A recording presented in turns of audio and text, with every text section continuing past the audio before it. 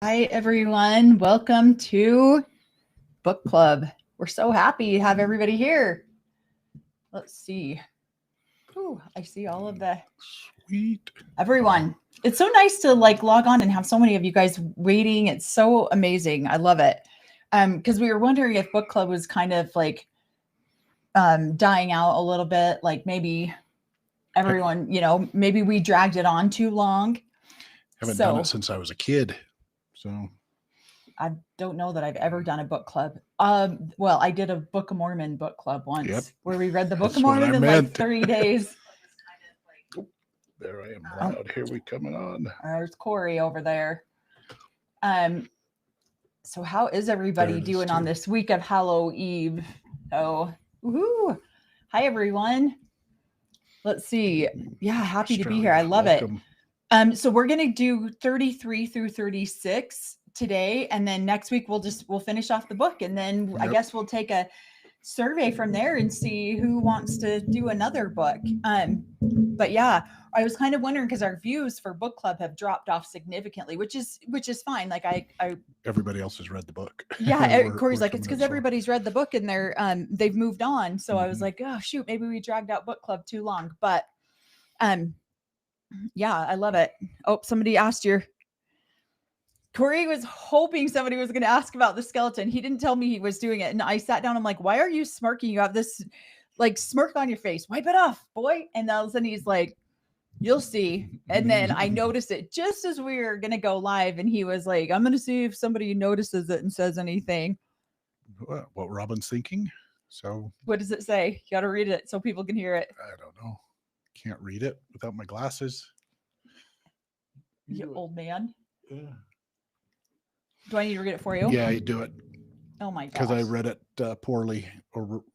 It says, I know they can't see my tears, but I'm sad that Christine left with my paycheck. And I can't live my fake version of polygamy anymore.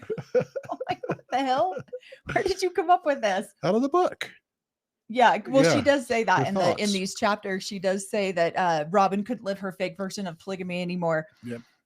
So we only did the 3 chapters because there's so much crammed into a couple of these chapters that we were laughing. We had to pause, and this is what is kind of we talk about a lot. We deconstruct a lot as we're going through it, and so yeah, it's funny because I know it's hard to read on this, so. Yeah, and we can't zoom our camera in or anything. It's just like there. But it was hilarious. I was laughing. He's got this little smirk on his face like he's so clever, and I have no idea what he's even doing. I'm sure it's just considered nefarious revelation. Not notorious. Not notorious, but nefarious. So you're notorious. Yeah. Oh, tough competition tonight and last week. James is live now too. He had to change his nights to right now also. Oh, okay. I see. Maybe. Well, we get a lot of people on our lives. We just don't get a lot of rewatches. Like our very first book club that we did, had a lot more views on it than this one, which is fine. Like we don't. That I'm not really worried about the views. I'm just worried about doing things that people want us to do, and so that's why, that's why I was like, maybe we've lost people along the way. Who knows? But it's funny. So we'll finish off the book next week. And then I like doing book club because it gives me a chance to read things that I haven't read. Like we haven't read their first book. And also I have a list of suggestions of different books that people want us to read about polygamy. And so I was talking I'd love to get other people's versions of it too. I asked Kristen Decker about a week ago if she cared if we did her book, because she's got a book called 50 Years in Polygamy. And I grew up with Kristen's son. I was a little bit older than him, but we worked together for a long time. And so I was asking her if she cared if we did her book. And she said no, that she would, she wouldn't mind if we did her book. So there's a couple of different books out there that we might give a shot to. The Sound of Gravel. We thought about doing that one too. They've got that. Under the Banner of Heaven might be a good one. Yeah, my brother read that one and recommended it to me. He's like, this is exactly how we grew up. And I'm like, oh, okay, I got to go read that. Well, we watched Under the Banner of Heaven. Yeah, watched the movie. Remember, my mom was telling us that she remembers when that happened. Didn't Kristen marry a Darger? She did. She married Joe Darger's uncle. So Joe Darger's father and her ex-husband are brothers, I believe. And so the Darger side, I have 2 aunts that are married to Dargers. So my direct personal cousins are Dargers. But I don't know like the rest, like, and then I worked for Joe Darger for a long time and his mom, but I don't know all of the relations in the Dargers. Like I feel like I know more in the All Red group or in the AUB. So yeah, there's a lot going on there. But yeah, I really do like doing the book clubs. I think they're fun. For us, it's informative just because there is so much more that we can do. Oh, we got somebody from Scotland. Welcome. Oops, you shouldn't name drop. Oh, I shouldn't. Oh, did I name drop anybody? Or I guess just the Dargers. You just know everybody, and I don't know anybody within other than my family. I can't keep that information in my brain. Yeah. So she's always doing that too. It's this person. I'm like, I don't know. And then she does a whole, pedigree chart so that I know that I might know somebody within their pedigree chart. And I'm like, I still don't know who they are. Yeah. Someone says, do you know any of the Coonses or Kelches? Yeah, I know a ton of Coonses and Kelches. I grew up with Joe Darger's twin wives, Vicky and Val, and their younger sister so Vicky and Val are a few years older than me. And I know their younger sister. So yeah, I grew up with them, and then my mom had her health food store. So many people came into her health food store that we got to know. No, not you, Mel. Oh, she loves tea. She shouldn't name drop or something like that. Yeah. So yeah, I know a ton of Coonses, a ton of Montreal. Kelches. Sweet. Ton. Yeah, Dargers are not AUB, but the two Dargers that married into our family, they raised their family in the AUB, and they actually were a member of the AUB. In fact, we went to a huge Darger party on Saturday night. Yeah, all the ones I know were a part of the AUB, might not be. Right. So yeah, Vicky and Valerie are Kelches. Yep, they are. And so yeah, and then we went to the big Darger party on Saturday night, and I was talking to one of my uncles, who is Joe Darger's father's brother, is my uncle too. And so we were chatting about all the polygamy, all things. It was hilarious. It was a great conversation, but there was a ton talking. Andy and Nicole Ray, they were on Sister Wives. So a bunch of us were just sitting around chatting, and it was fun. It was a fun conversation because they're always asking me about our podcast, and a bunch of people that we know watch it. And I forget the people that we know watch it until all of a sudden they're like, oh, hey, I saw this on you guys talking about this. And I'm like, wait, what? And so I kind of forget about that. But let's see. Oh, is Katie on now? I was kind of waiting to see if she might jump on, kind of I think so. Yeah, seeing if we can. Let's see. Oh, gotcha. Okay. All right. I don't know if Corey's little sister will get on here, but she kind of mods for us. But going to this party that we went to on Saturday night, it was great because it just reminds me of why we want to encourage everybody to do their healing work, because so many people that we interacted with at the party have done so much healing work, and it's fun to interact with that side of my family. So it's fun to get to know some of the other Dargers, because there's a lot of them I just don't know. And so, yeah, it's fun to interact with our family like that. And then also hear what people's opinions are about our channel. Cause sometimes we hear that a lot of people, I don't always upload our Sister Wives content to Spotify, but if we do something that's not Sister Wives, then I try to upload it to Spotify. So they thought we weren't actually even doing a channel anymore because of that. But so we definitely want to remind people to do their healing work, please, because it just benefits you. It benefits your family. And it's just, there's just so much. Everybody within your circle and yourself. So yeah. Somebody said, how was your son's wedding? Hope you all enjoyed yourself. It was beautiful. And if you don't follow us on any of our other social media channels, I have a link on our channel. You can follow us. I uploaded some of the photos from the wedding on Instagram. So I try to do a little bit more daily updates and stuff on Instagram. And so, all right, somebody, we'll answer this question real quick. Is it triggering for you to see some of these people at events and parties. Oh, sometimes it can be. It depends on who it is. Most of the time, no, because I've done enough healing work. But like running into my dad at the funeral, I didn't expect my dad to throw up all over me and yell at me in front of everybody. And so that was a little bit shocking, of course. And so, yeah, that can get a little frustrating when that happens. But other than that, yeah. Most of the time, no. Most of the people there, it's kind of funny because we're invited to most of the get-togethers and reunions and things like that of those that have left. People who are still within the AUB, we don't get invited to their get-togethers that often. Not very often. Yeah. I invite all of my family here, whether they're AUB active or not. We still invite them to our home, but we don't always get invited to those kind of things, which is fine. It's okay because, and honestly, I've stopped looking at the triggers as something to avoid. I've started looking at them like, oh, there's something I still get to work on healing. I didn't even realize that was still a trigger for me. And then just kind of reading these couple chapters of this book. Katie's here. Yeah. Thanks, Sarah. Yay, Katie's here.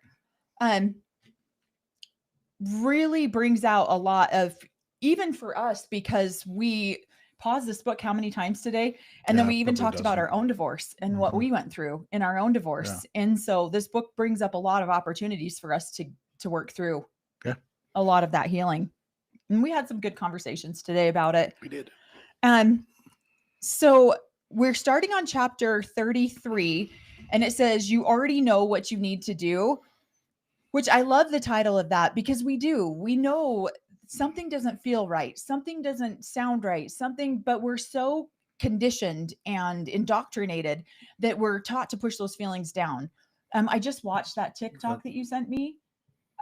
There's a TikTok channel out there called The Secret Lives of Warren's Wives.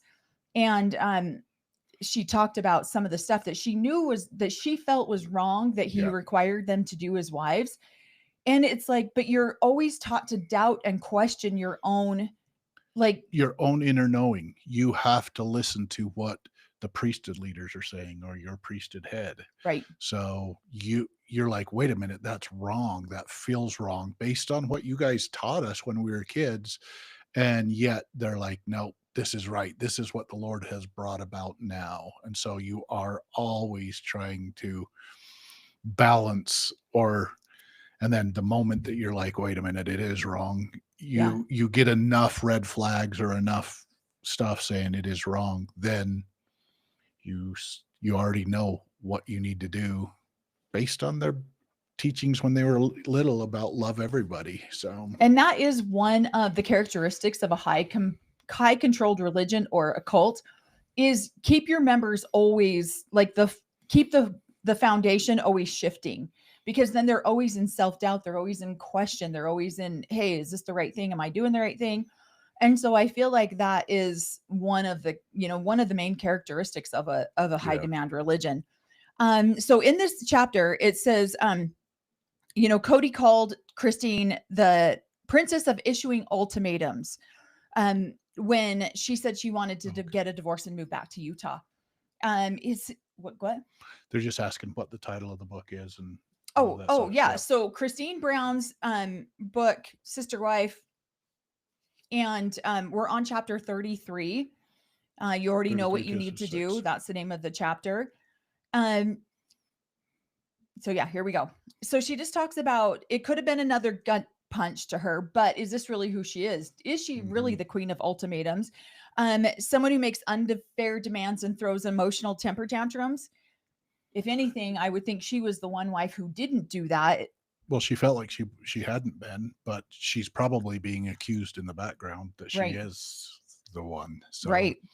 Yeah. And so you want to read that since you did such a deep dive into the name of this? She said that her whole life had been a fun one, and that she provided the levity to keep our pre-Robin triumvirate together, which is the leadership of 3 people or more. Isn't that men, what it was? Men. 3 men or more. A group of 3 men holding power. And so that almost was, they were the 3 wives holding power. And so it kind of shows how they really were managing the whole family. Cody was showing up and getting treated like a god or a king or whatever when he would show up, but they were running everything. So Yeah.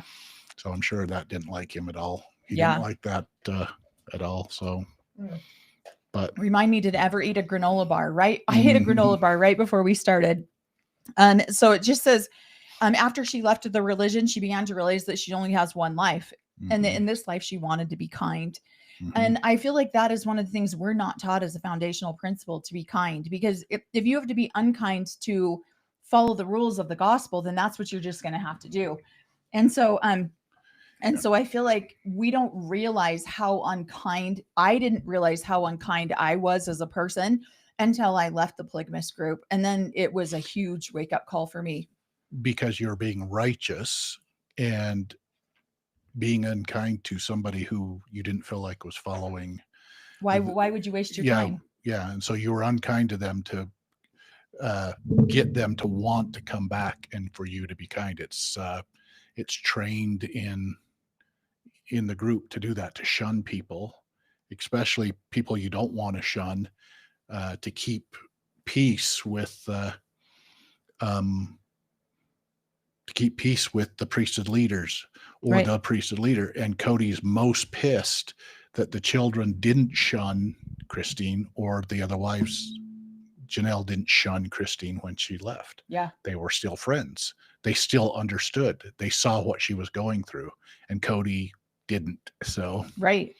And so she just talks about how she started to dream about building, she thought she was one of the most romantic people. She started dreaming about building a castle in Utah, and but mostly about like the moat around the castle. She said she didn't protection. She started her fitness journey at this point in her life, and didn't want to be frumpy. She wanted to live. She knew that she didn't want to live in Flagstaff. She didn't even want to live in the same town with any of the family except for Janelle. She needed a nudge and a reminder of what kind of woman she had that she had worked so hard to become. I love that she got as much support from her mom as she did. So she calls her mom and she's like, I have to leave. I have to get a divorce. I remember the day that I felt that. And it's almost like there was before and then there's after. And they say that when you have somebody in your life pass away, that there's a before when they were there, and then there's an after. Yeah. And I felt that way knowing when I realized I had to leave the polygamous group. There was a before that, and then there was an after that. And so when she calls her mom, and her mom has now already been down this path, she already knows what it feels like to have to leave everything that has been so indoctrinated into you your entire life behind. And it's scary and it's hard. And I didn't have anybody there to hold my hand. I had to figure it out. I was the first one to leave.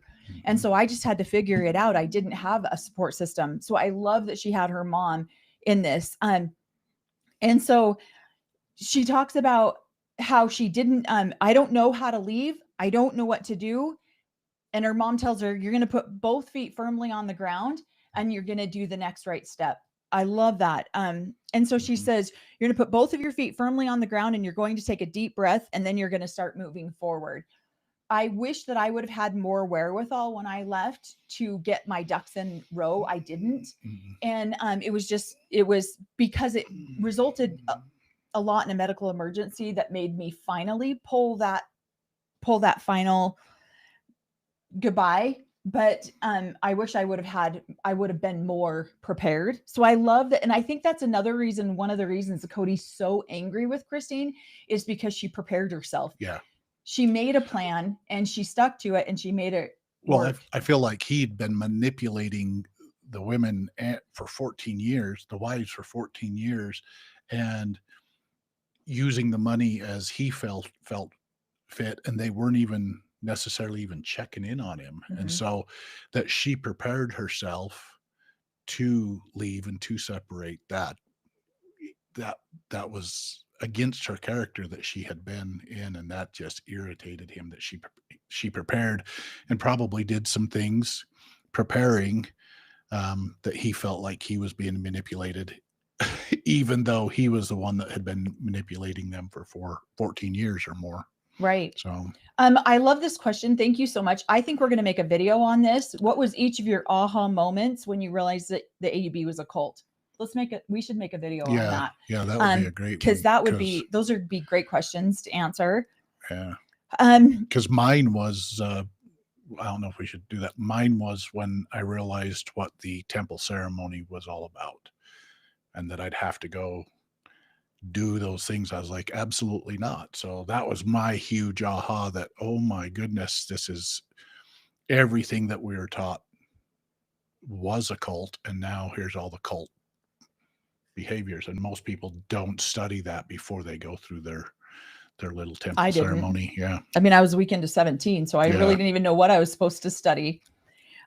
She said that I love this advice that her mom gave her, because this is since I very first started this channel, this was one of the biggest things since I very first had children. And then I wanted to start talking about it, is that I wanted to live my life through joy and what brought happiness, not through fear. Yeah. So I love that her mother said this to her. She says, you need to start making your decisions based on joy and not fear. Start making decisions for you. Mm-hmm. We were never taught that in our entire lives.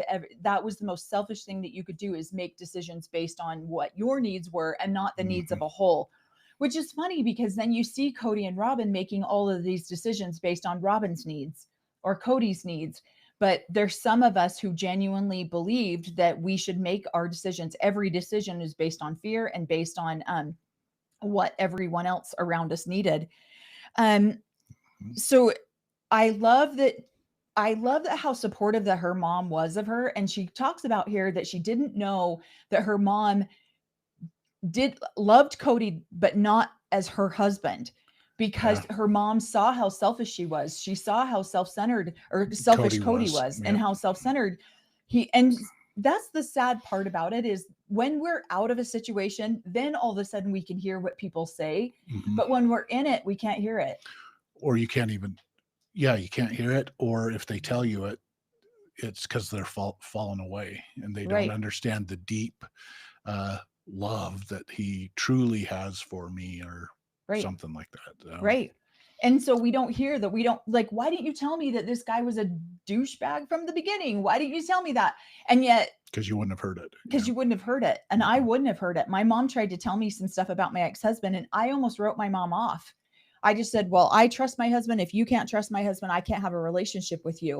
Mm-hmm. And that is part of the severe level of indoctrination that we get as polygamous girls, is that you follow your husband at all costs. And he told me he didn't do what my mom was accusing him of doing. So I threatened to cut off a relationship with her. And she was terrified of that, obviously. I love that she said she struggled with him as her husband because she saw that he always put himself first and not her kids and not her. And that she saw that Cody liked it that way. That's the way he preferred it. This is the way all these polygamous men prefer it. I mean, honestly, I feel like you and I are kind of extreme the other way, where it's like, no, what do you need? No, what do you need? Yeah. What do you need? Almost to a fault, where we don't express our needs because I'm afraid you're going to be like, oh, here, and then you won't take care of yourself. Yep. But most polygamous men are not that way. They're like, oh, here's my needs. Here's my laundry list of items that I need you to perform for me so I can be happy. Don't give me any of your needs because I don't care about them.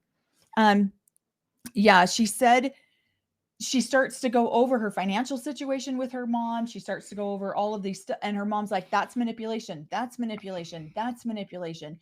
And Christine finally started to see it. And she said her mom helped her to finally see why her own gut, her own inner knowing was saying, get the hell out of this marriage, get the hell out of this relationship. Let's see. And Christine didn't want a relationship the way that I wrote this on the side. She's finally listening to this matriarchal feedback, because we do view these older women as matriarchs. These men tend to go to other men for advice. Women tend to go to other women for advice. And this is why I always thought women were so evil. This is why I've always struggled with women, because I watch these men abuse these women, and these women go to these matriarchs in the church And the matriarchs tell him AUB. it's her fault. The matriarchs tell him to keep sweet. The matriarchs tell them that's not true. And so Christine knew she didn't want a relationship the way she saw towards the end her parents have. She wanted a relationship where she thought she was loved and adored, but she didn't want one but Robin had her mom to go to for matriarchal advice. Mary had her mom to go to for matriarchal advice. And Janelle did as well, because they were all still good and faithful matriarchs in the AUB. And Christine didn't have this with her mom. Because she didn't trust her, because she had left polygamy. And so she didn't hear it. Yeah, she didn't want to hear necessarily. So it's amazing that she's all of a sudden, okay, now I'd like to hear it. I'm in the same position. So in fact, I remember telling my mom one time when we were little, we were at it, we called it the Beth House. She was one of the biggest matriarchs in polygamy in the AUB. And her name was Beth Jessup. And we were at her house, and I was watching, I was probably 4 and I was watching 5 maybe. And I was watching a bunch of these women chit-chatting, and I thought they were, I was like horrified with how mean I thought these women were to each other. And my mom told me I misunderstood everything, that these women just loved each other and wanted to do what was best for each other. But I didn't see that as a small girl. I thought what they were saying and doing to each other was mean. And so I didn't trust a lot of these women. So Christine didn't have that feedback from her own mother to say, look, this marriage is, you're getting taken advantage of, sweetie. Let's see. So what she says, she decided to leave. One of her favorite rituals with Janelle became coffee mornings with Janelle, and that they would start to talk about all these things. She goes a little bit into the word of wisdom, where coffee, you're not supposed to drink coffee. You're not supposed to drink drinks that can cause addiction. But yet that's not really followed, as we all know. The Mormon Church, if you watch anything about Secret Lives of Mormon Wives, anything, Utah is known for their soda shops. Soda is highly addictive. It's highly, one of the worst things you can ever put into your body, which is why I very, very seldom ever drink soda. But she talks about that in that you can lose your temple recommend, or your activities recommend, as it was referred to in the AUB, if you drink coffee, which is silly, because you can go drink as much 32 ounces of soda in one drive-through. Well, and that's interesting too, because she's coming. Yeah, the temple recommends came about, but I don't remember them ever when I was a part of the AUB. They didn't have temple or activities recommends until Lemoyne Jensen became a prophet. And I was long gone by then. Yeah. I'd been. And Lemoyne Jensen was the prophet when Robin and Cody got married. And so, but Owen Allred was the prophet before that, and there was no activities recommend before that. It just came along with him. And so that's, you would go into, and you would have a temple interview where you would talk to your bishop or whatever. Hey, are you worthy to go through the temple? Do you follow the word of wisdom? That was part of it. So when Corey and I first got together, can I spill this little story? He had an addiction to Mountain Dew. Do you remember that? And I was like, oh, absolutely not. Like, you can't drink soda. This is horrible for you. Now, I'm not against soda. We still drink it. I just drink it once every couple of weeks, maybe. It's not something that we drink daily. And I was like, if we're going to have children together, you have to get that crap out of your system. You can't have that in your system. Like, we have to create healthy children. And so, he got rid of that Mountain Dew addiction, which I was so happy about, because I was like, we're going to have, what is it? Radioactive children. If you keep drinking that crap. Let's see. I love how her mom helps her to set up a plan. She's like, you can't leave Cody until you have a plan, because you need to be able to support yourself financially. Otherwise, where will you go? What will you do? Even Janelle told her that too, right? Sorry. This was Janelle. This was Janelle that was giving her that advice. This has just got to tick Cody off. So, because another wife is giving her financial advice if she's going to leave. So, well, and I don't blame Janelle, though. Janelle said she had access to the account. She's seeing the gross overspending and unaccountability between Cody and how much money he's blowing out of that account. Well, even Christine admits in here, she could have looked at that. But if she had looked at it, and I kind of find this, if she had looked at it and brought it up, why are you guys spending money here or there? Then it would have been another fight. It would be, Yeah. it wasn't her. She would have probably been put down about it, or shamed that she was even bringing it up, because it's not her responsibility to, that's Cody's responsibility. He's the head and he should say where the money goes, and none of them should judge him on how he spends the money. Yeah. And so that was just another fight. So she didn't even look at that, I feel like, a lot of times. And this is where I do struggle with a lot of these polygamous women, is because I understand that they're in abusive situations. I get that. I was in it. But you have to take some level of accountability for your life. You can't just, again, not want to start a fight so you don't pay attention. Yeah. And that's where I guess don't come at me in the comments, because everyone comes at me in the comments saying, well, they're victims too. I understand that. I felt like I was a victim for years. I was so uneducated and so naive at 17 to get married. But I finally had to take a point where I had to take accountability and be proactive about my situation, because now I had 3 children and I had to get them out of there. And I feel like this is where Christine's at finally. Well, and it's even to this day. I mean, with Mary and Janelle now wanting to hold Cody accountable. Now how did he phrase them? They're nagging him. They're holding him accountable, and it's irritating to him. And so he's been able to spend. He's been able to get away with it. But the minute that they go, wait a minute, we have to do it. And I think Janelle, I'd love to read her book, but she didn't think that her and Cody were ever going to separate. And so she didn't prepare, even though she gave that advice to Christine. Hey, you're leaving. You should probably prepare. I bet she was like, oh, shoot, I should have prepared also. But she also had confidence. I mean, when I left the AUB, I was just working for myself. And so for me, as a male leaving the AUB, it was like I got all of my paychecks now. I didn't have to give a portion of them away. So yeah. But for her, I'm guessing she was like very confident in, I can make money. I don't need Cody. I've been making money for Cody for so many years, and I'll get most of my paychecks, or all of my paycheck now. And yeah, I'm sure she was like, yep, and my name's on the title, which most women don't have their names on title. At least they had that protection in there. So yeah, somebody says that's why they want to marry them so young and stupid. In my opinion, it's probably harder. Oh, that jumped, to keep trapped grown women than that way they can girls right after high school before they know much about life. And I agree with that. I feel like that's what, in my case, that's what, and my ex-husband even said that if I would have let you grow up any longer, A, you wouldn't have chosen me, and B, you would have been swept up and you would have been too smart to stay with me. And that's true. I feel like he got me before I understood life or I understood anything. And so I appreciate that Christine is pointing that out in here. And I appreciate that she's starting to open her eyes and see that. I love that she's starting to see this is going to take something. If I'm going to actually pull myself away from this family, it's going to take some planning. Yeah. And that is the part I think that pisses Cody off the most. And she said she needed to have a conversation with the big guy and not the one with the ringlets. I love that she takes these little jabs everywhere she can get. Like eventually she'll get to the point where she'll heal enough that she won't need to take those jabs. But come on, it's just fun for the rest of us to read.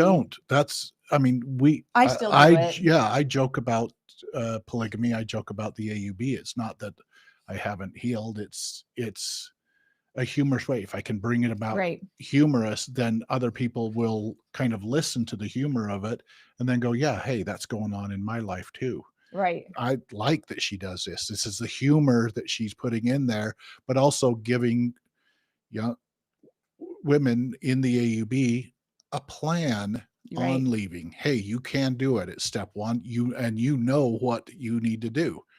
You just have to start to prepare. And I love that. I'll bet a lot of AUB women read this because she has been such an inspiration to so many of them to leave. So I'll bet a lot of them do read this book, which I absolutely love. And she's pointing it out step by step. And the nice thing is none of the men in the AUB will ever read this because they consider it blasphemy. So they won't know the steps that the wives are taking to leave. So that's the brilliant part of it. Right. Thank you so much, Heather, for that super chat. She says, as religious as Robin is, do you think she will really divorce Cody? If so, how? I don't think Robin is actually that religious. I think she's more indoctrinated, which is totally different than being religious. I don't think she's spiritual really at all. At least I would hope that that's not considered spirituality in my experience, in the way that I consider spirituality. I think that honestly, she will get her ducks in a row and she'll take Cody for every penny she can. I'm sorry. She's already got her ducks in a row. I think she'll do it before the two youngest kids hit 18 for sure, because then she just gets more. Yeah. So, and I don't know Arizona law. Like, I feel like I know Utah law. So I don't know what her options are in Arizona. Yeah. And great answers to this too. She's already divorced one person that she didn't feel could get her into the kingdom of heaven. Exactly. So, yeah. And she went all about this of, she chose Cody. They had a show. There was potential. And she wanted to get herself into the kingdom of heaven. So as soon as Cody is disposable, which he looks like he already is, he's already worried about it. He's seen other wives now get things in order to leave, and he sees that Robin has it all ready to go. So she's prepared to leave at any time. That's why he's slobbering all over her and trying to make her slobber all over him. Yep. So now they got the big house. I mean, it's perfect. So she's all prepared. It's just when she pulls the trigger and it makes sense for her to marry a prophet or somebody who can get her into the kingdom of heaven. So that's funny. So she talks about how she no longer has her belief in polygamy or her religion, but she just needed to go and clear it with the big guy. You know, she wants to go and have her personal relationship with God. And she believed it was that simple, that that God is a loving, nurturing entity that why would he be blind to her needs and tie her to Cody and company for eternity? So she really was able to break away from that, which I love for her. She says maybe God was sending her the same message at the same time, that she needed to go out and find a soulmate the way Cody and Robin had found their soulmate. And you should be with people that love you as much as you love them. And so I love that she's not taking Robin's situation and just making it, Robin came in and destroyed our family. No, Robin came in and opened Christine's eyes to, you know what, you should love people that love you. And so I love that. I love that she has that view of it, because that's what I think too. Robin actually, yes, she destroyed the family unit that this family had before she became about it. But she also opened these women's eyes to seeing what was available out there. I would never have known the love that I feel like we have now if we hadn't have left. We would never have known that. We would have thought what we had was good enough. Yep. And so. And the other thing that she points out in here that I really liked is she's still pointing out some of the positives and she can show there were good times, and she points out those positive experiences, those things that she felt were uplifting. She's got relationships with kids. She names a bunch of them. And I'm watching Cody, and he, especially in the last two episodes, he has nothing nice to say. So as far as healing's concerned, she is leaps and bounds. She is that's what I find. And then he said he's hypocritical about it. He absolutely is hypocritical about it, because he's saying that she needs to move on and heal, but he's the one that can't move on and heal at all. He just holds animosity. He can't see one nice thing about any of the wives that left. So, well, and I love how she lays out her whole plan about leaving. She had to budget. She had to save money.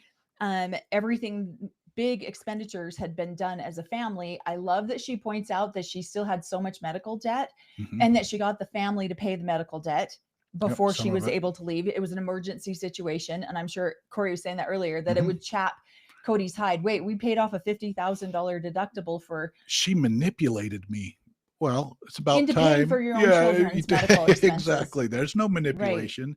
It's something that you've been doing for 14 years or 17 years. So, Right. Well, and she says she thinks many women fear leaving because of their financial situation, mhm. money issues with their spouse. That was exactly why I feared leaving. I was an uneducated 25-year-old with 3 small children, didn't graduate high school.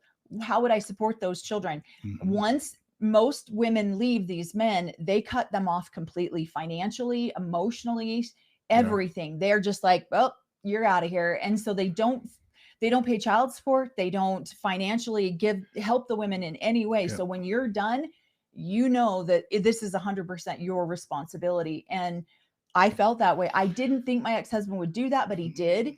Anyways, I mean, he was a million times worse than Cody Brown, I think. But that is what holds these women in here, is because they Mhm. don't think they have the financial resources. So I love that she's so descriptive about what she needed to do to get out of it. Let's see. She says polygamous marriages are tough because there's no documentation. So you can't really go in there. And with Utah, you do have to establish paternity first.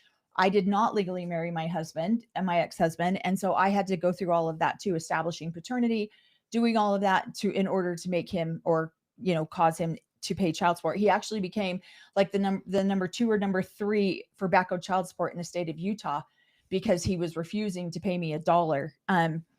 But yeah, so she talks about how she's going to split up the properties, and Cody is like, yeah, you have to split everything with me 50-50. And she's like, yeah, no, I don't. And she didn't even have to. She was so gracious. She should never have given up her portion of Coyote Pass. She should have taken her own home, everything on her home, and taken Coyote Pass. But she realized once she got the family to take care of some of these big debts, now she realized now she can start moving forward with making leaving a reality. So Yep. she's not swimming in debt while she's trying to take care of each other. She says with each step that she took, she found peace and security. And she was always trying to find that peace and security within her family, but it was always eluding her. And again, this is where I know I'm so hard on the women in polygamy, and I am, because I was that person for so long. I've watched my mother be that person, because they don't want to, what's the best way to put it? They don't want to know until they have to know. Mhm. And then it's too late.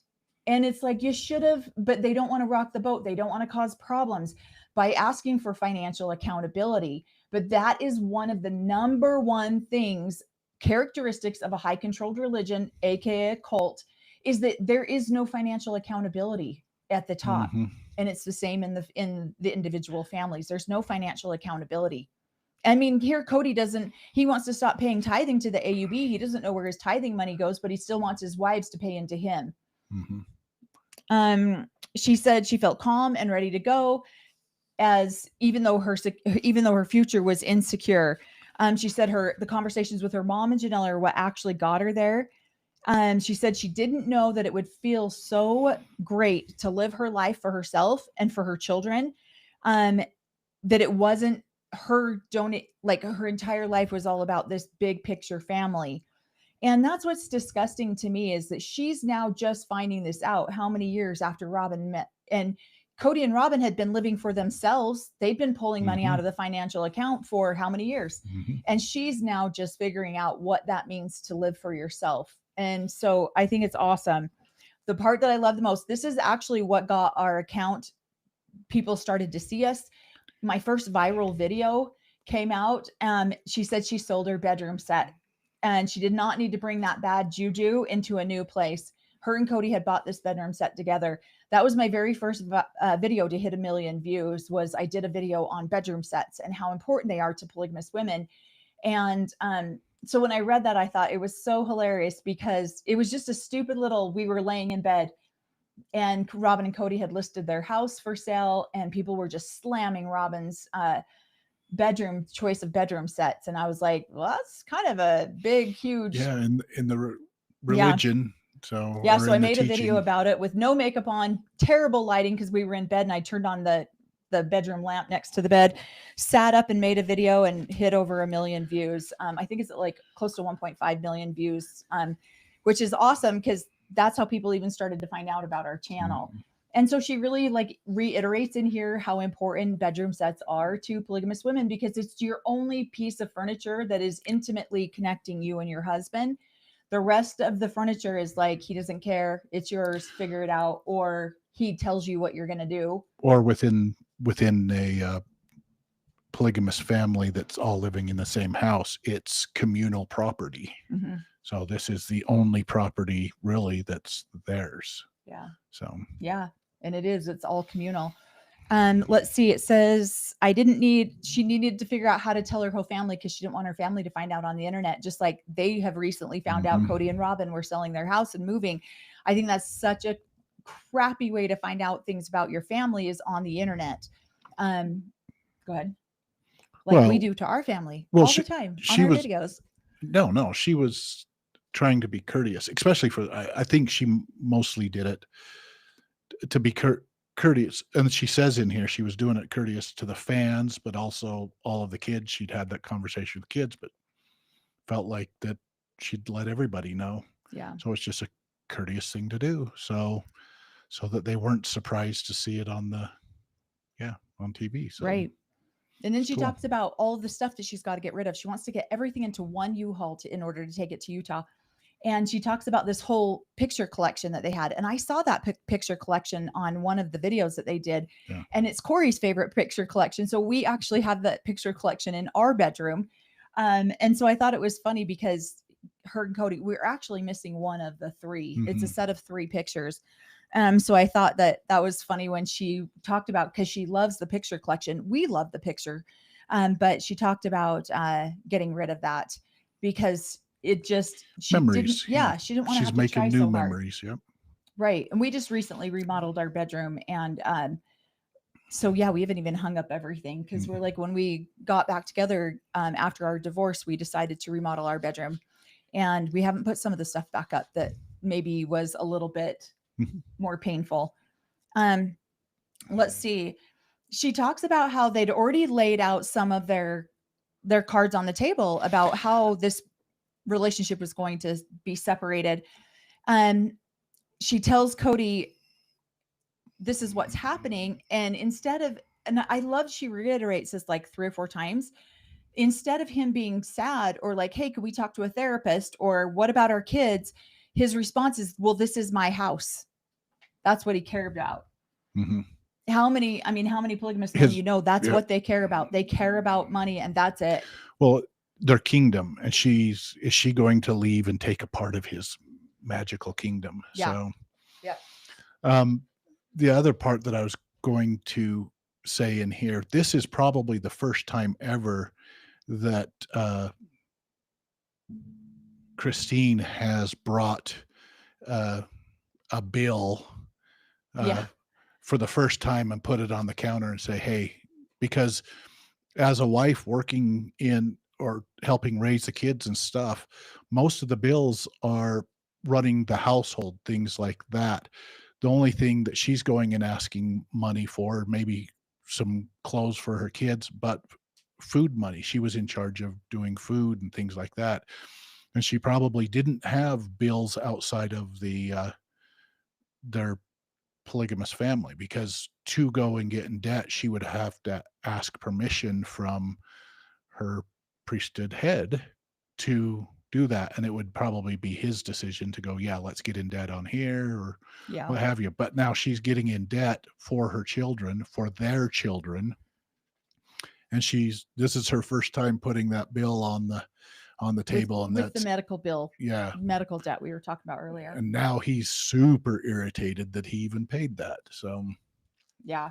But yeah, because I had forgotten you wanted to make sure you mentioned that. He's like, all of a sudden, Christine pulled a Robin and said, here's medical debt. What do you want me to do with it? Where do you want me to pay for it? Yep. Yeah. So she talked about how first time in 10 years that she's probably done that. Right. And that's just irritating to him. He'll do that for Robin, but not for Christine. Right. So, well, she talks about how her house was not his house. She paid all the bills. She did everything. She did all the repairs. She made all the house payments, that he had items in the house that he would come to visit from time to Mm-hmm. time. I thought that was such a great way to put it. And she was blown away that his concern was more about the house than it was about the children and what would happen with the children. And that she would find a boyfriend that would come and take all of his money. So we did see that episode, and both of us were just like, you've got to be kidding me. Like, you found a mistress that came in and took all your money? Is that what you're saying?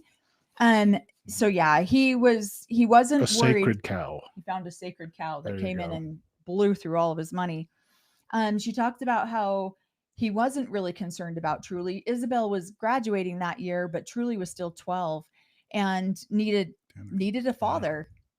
She said that she felt, go ahead. Well, yeah, but that's the fun part. Then he comes in and starts saying, well, we got to have 50-50 custody. Wait a minute. When we were married, you only had 25% custody of this family. So, right. And you didn't even take all of that. So nice try there, big guy.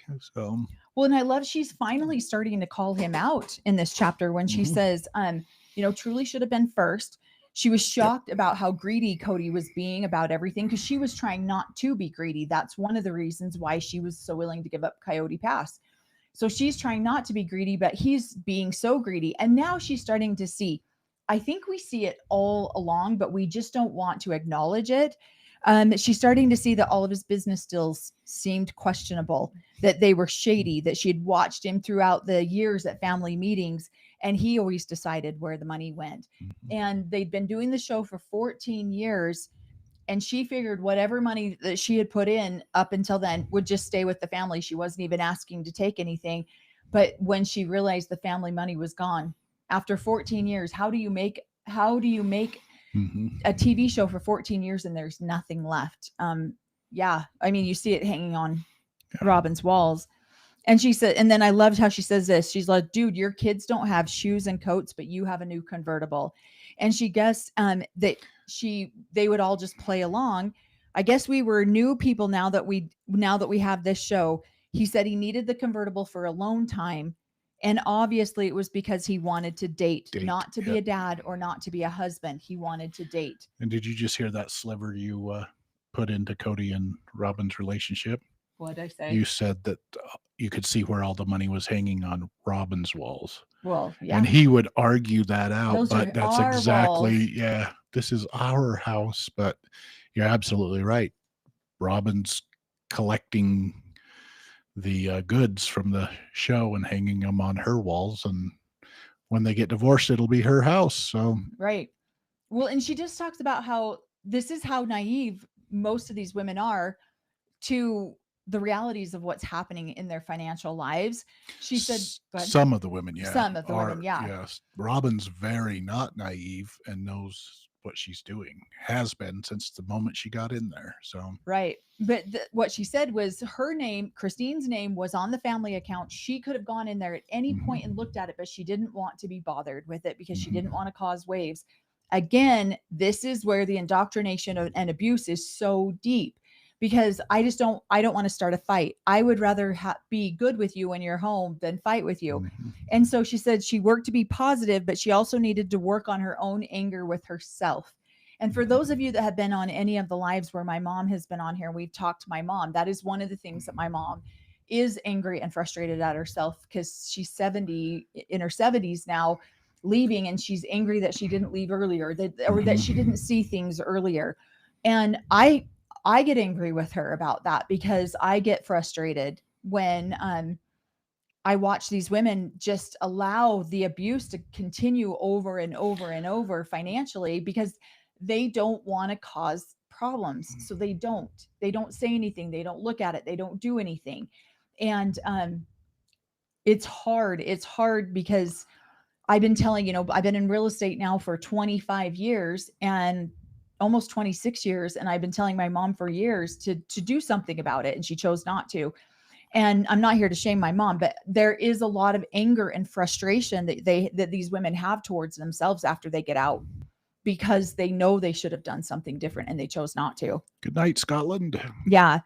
She said it's humiliating to her. She feels ashamed. There's a lot of shame and a lot of humiliation when people start to realize, shoot, I should have done better. I should have looked I should have paid more attention. Yep. She talks about there had been expert level gaslighting. She's gaslighted herself. Cody and Robin have gaslighted them. The whole family. So. Right. Yep. So she says, we weren't loving. So she talks about all the different ways that Cody points out. Cody had a lot of words that he used. The sister wives weren't loving enough, attractive enough, or being nice enough to their other sister wives, or we weren't loyal enough by following his orders. And those words worked for 10 years. Right. So to get him out of not being fair all the way around. So. Yeah. And she talks about how he wanted his own independence until he started pushing each one of them away. He would go after Janelle. He used her independence as a way to call her disloyal. He used Mary's underlining loyalty against her to get her to move to Flagstaff. So that I love how she calls all this out. I think it's amazing. To get her to move to Flagstaff so he could take her equity out of her house and buy Robin. Yep. Buy Robin her little McMansion that they just sold, and by manipulating her and using her and saying, I want reconciliation with you. Let's go. If you were loyal, you would do this. And so she's trying to prove that she's loyal, wants to stay in it. So it's manipulation all the way around. And I feel like it was, Cody was Robin's mouthpiece. You should tell her this, or you should do this. So right. While she was playing like she was Mary's friend. So it's insanity. And then she talks about how Mary didn't find out that he basically considered himself divorced from her until it aired on TV. Like, how horrible is that for Mary? And so she said that he would use Christine's. He would say, you're not nice enough to your sister wives. He would use her, because Christine has always been a very kind person in my whole life, that I've known her my entire life. She's always been a very kind person. She said that she realized that her kids knew that her marriage was broken. Her fans knew that her marriage was broken. She didn't see that.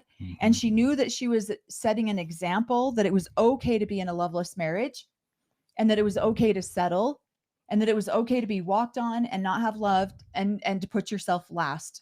Those are things that we are literally taught as from right out of the womb as girls. Our mothers might not come out and say that to us directly, but that's what we watch. That's what we see from small children. And so she was frustrated with herself because she didn't want to set that example for her children. That's exactly why I moved. I watched my 2-year-old little girl going, I can't do this to her. I cannot set this example for her.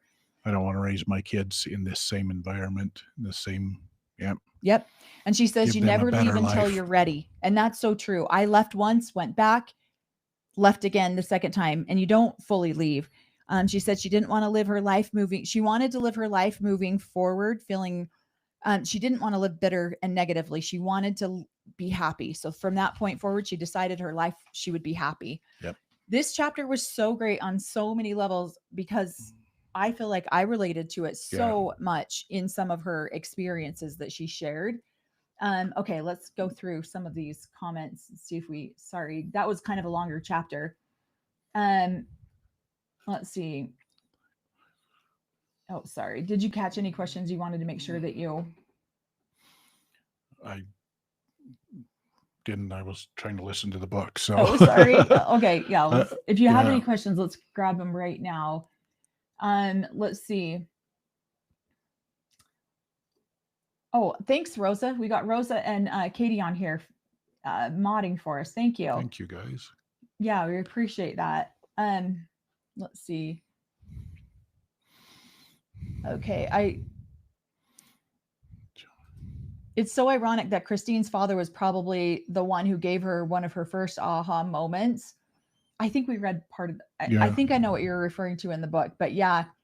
That he could even see Cody, but again, until you want to listen to what they're saying, you're like, oh. And to be honest, I don't know her dad very well. I've just only met him a couple of times, but he was probably still in the belief system of it too. So right, still has some of the beliefs. Right. And he was always a very kind man. I remember him my whole life. Let's see. Yes, Pitting sister wives against each other is such a common manipulation tactic in the culture. Yeah. That is so true. And most of the time, sister wives don't even see that it's happening because they're not privy to all of the conversations, you know. Yeah, they keep their conversations with they try to. There are certain ones like Robin who will twist a conversation, come in and play like, hey, we're going to have a good sisterhood here. Tell me what you're thinking, and then go twist it to Cody. And that's quickly all of the wives probably, well, I don't think Janelle even fell for it. She saw it happen once, and I think it was probably a couple times with Christine, and then she saw through what Robin was doing. So yeah, I think Mary's probably the one that trusted Robin more than she should have. So yep, I agree. This one I don't know. Is Rex still in the AUB? I don't know if he is or not. I know a lot of people have the perception out there that he's one of the leaders, and he actually isn't. He might be higher in like where he's a teacher or part of the 70s, but as for being actually one of the leaders and on the leadership, he's not. Yeah, to be honest, I haven't seen the AUB priesthood roles lately, so I have no clue. I just know I'm not on it. So yeah, and this is so true. Robin would turn any conversations she had with her sister wives into confrontations, especially with Christine. Well, she would say something, she would twist the words to make Cody love her more because she was just a loving sister wife, and have him go over and basically put that other wife in her place, which caused a rift with those wives. So she was doing that on purpose to cause a rift with the other wives. So well, and what's interesting too is that they feel completely justified in what they're doing. My dad's favorite wife, that was a Robin, her and my mom were going at it one day. There was three sister wives, and they were kind of all having a disagreement one day, and she was saying some pretty horrible things to my mother and to the other wife. And when they started to say hey, this is what you're doing, they're like having a conversation about this. She says to them, wait, you can't tell me that. I can dish it out, but I can't take it. She openly admitted that she could dish out things that she could not take, and that she had never had to be accountable for her own actions like that. So please don't make her be accountable now, because she doesn't want to be. I was like, you have got to be kidding me. And so because there was only the three wives at the time. So yeah, she was very aware that she could dish out what she couldn't take. So let's see.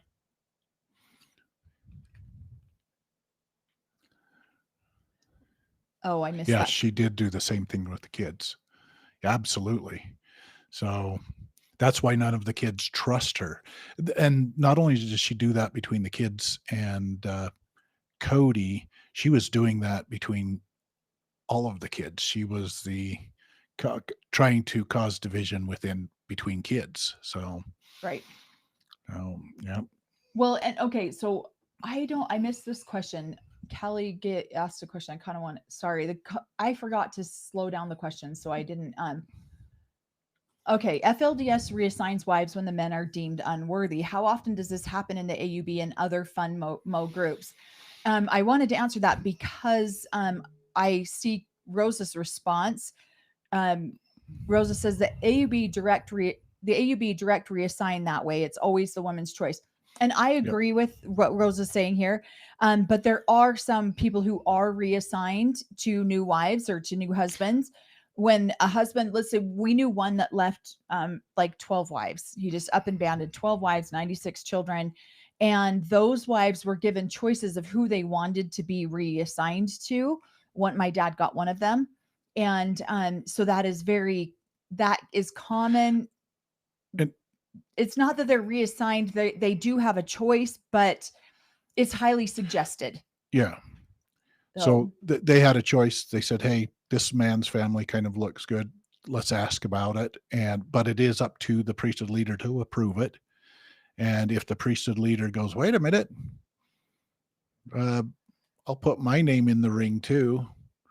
And then the woman has a choice. Okay, there's 2 or 3 families I probably could go into, but if the priesthood leader has to approve it and he's put his name on the list, he's shown interest, do I turn down the priesthood leader? Maybe. Or do I? So, yeah. Yep. Why was your mom's Is there a sister wife choice? so much more favored? Younger, cuter, richer, what? She was royalty. She was polygamous royalty. There's not really polygamous royalty. So when Cody said that, you hear Christine go, what? But there are people who are in leadership and their children are favored to some degree too. Yep. And I had mentioned earlier about, one of the matriarchs was one of the primary founders of the AUB, and she's a direct descendant of that woman. So yeah, her father was a council member. Mm-hmm. Her father was a leader. And how long after she married into the family did your dad become a council member? Oh gosh, not until I was 19. I was 19 when he. But it was a good marriage. Yeah, I was 3 when she came into our family. Then if you got somebody in the leadership who's your father-in-law, he might. Yeah, then you have a good word. So yes, people don't necessarily marry for polygamous royalty, but it doesn't. It could get you a good leadership position. It could get you in leadership. Yep. Yeah. Yep. I could be in a good leadership position if Melanie hadn't upset her dad. I probably could sneak back in there and become a council member or something. Yeah. And that's a great, there's a lot of that kind of soft control in the AUB, Mm-hmm. highly suggestive coercion. Yes, absolutely. Oh, thank you. Just scrapping perfection justice. Thank you. It's good to see you again too. Appreciate that. Let's see. Okay. So now we are on, chapter 34. She says she has no regrets. No regrets. Oh yes. So we'll just put this one up here. Yes, this is who I'm talking about, Beth Allred Jessup.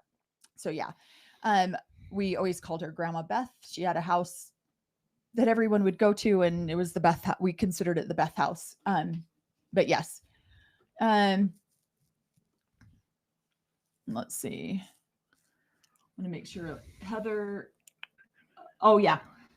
So sorry, I wanted to answer that question. Rockland Ranch is a combo of AUB, independence, and no affiliation. So a lot of people on Rockland Ranch, it's the community that built their home inside of the, they built it in the rock. There's some documentaries about it you can check out if you'd like.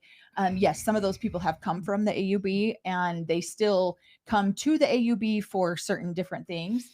Oh, thank you so much for that super chat. I appreciate that. Just scrapping perfection. Yeah, thank you. I actually watched quite a few of your videos too, so thank you for that.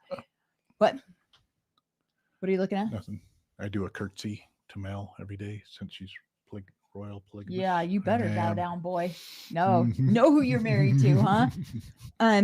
Okay, so she talks about her morning coffee ritual. It's funny, we love coffee. Some of us love it too much, and it causes he wants to convince the doctor that it's because he has a wife that is stressful, but I'm like, no, he drinks 10 cups of coffee a day. It's not me. So, but yeah, I love the way she talks about, in this one, she has no regrets, right? She says, I think polygamy can cause a person to be too much in her head, worried about too many different relationships. Do the wives like me? Do they like Cody? Do they like him too much? Does he like me? If he doesn't like me, will he just go to another wife's house?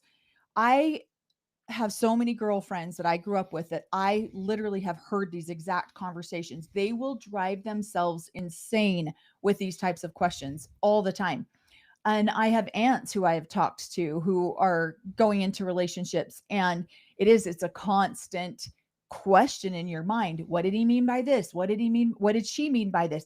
It's a constant overanalyzation. And if you are analytical in any way, like we both are, then it can literally drive you insane.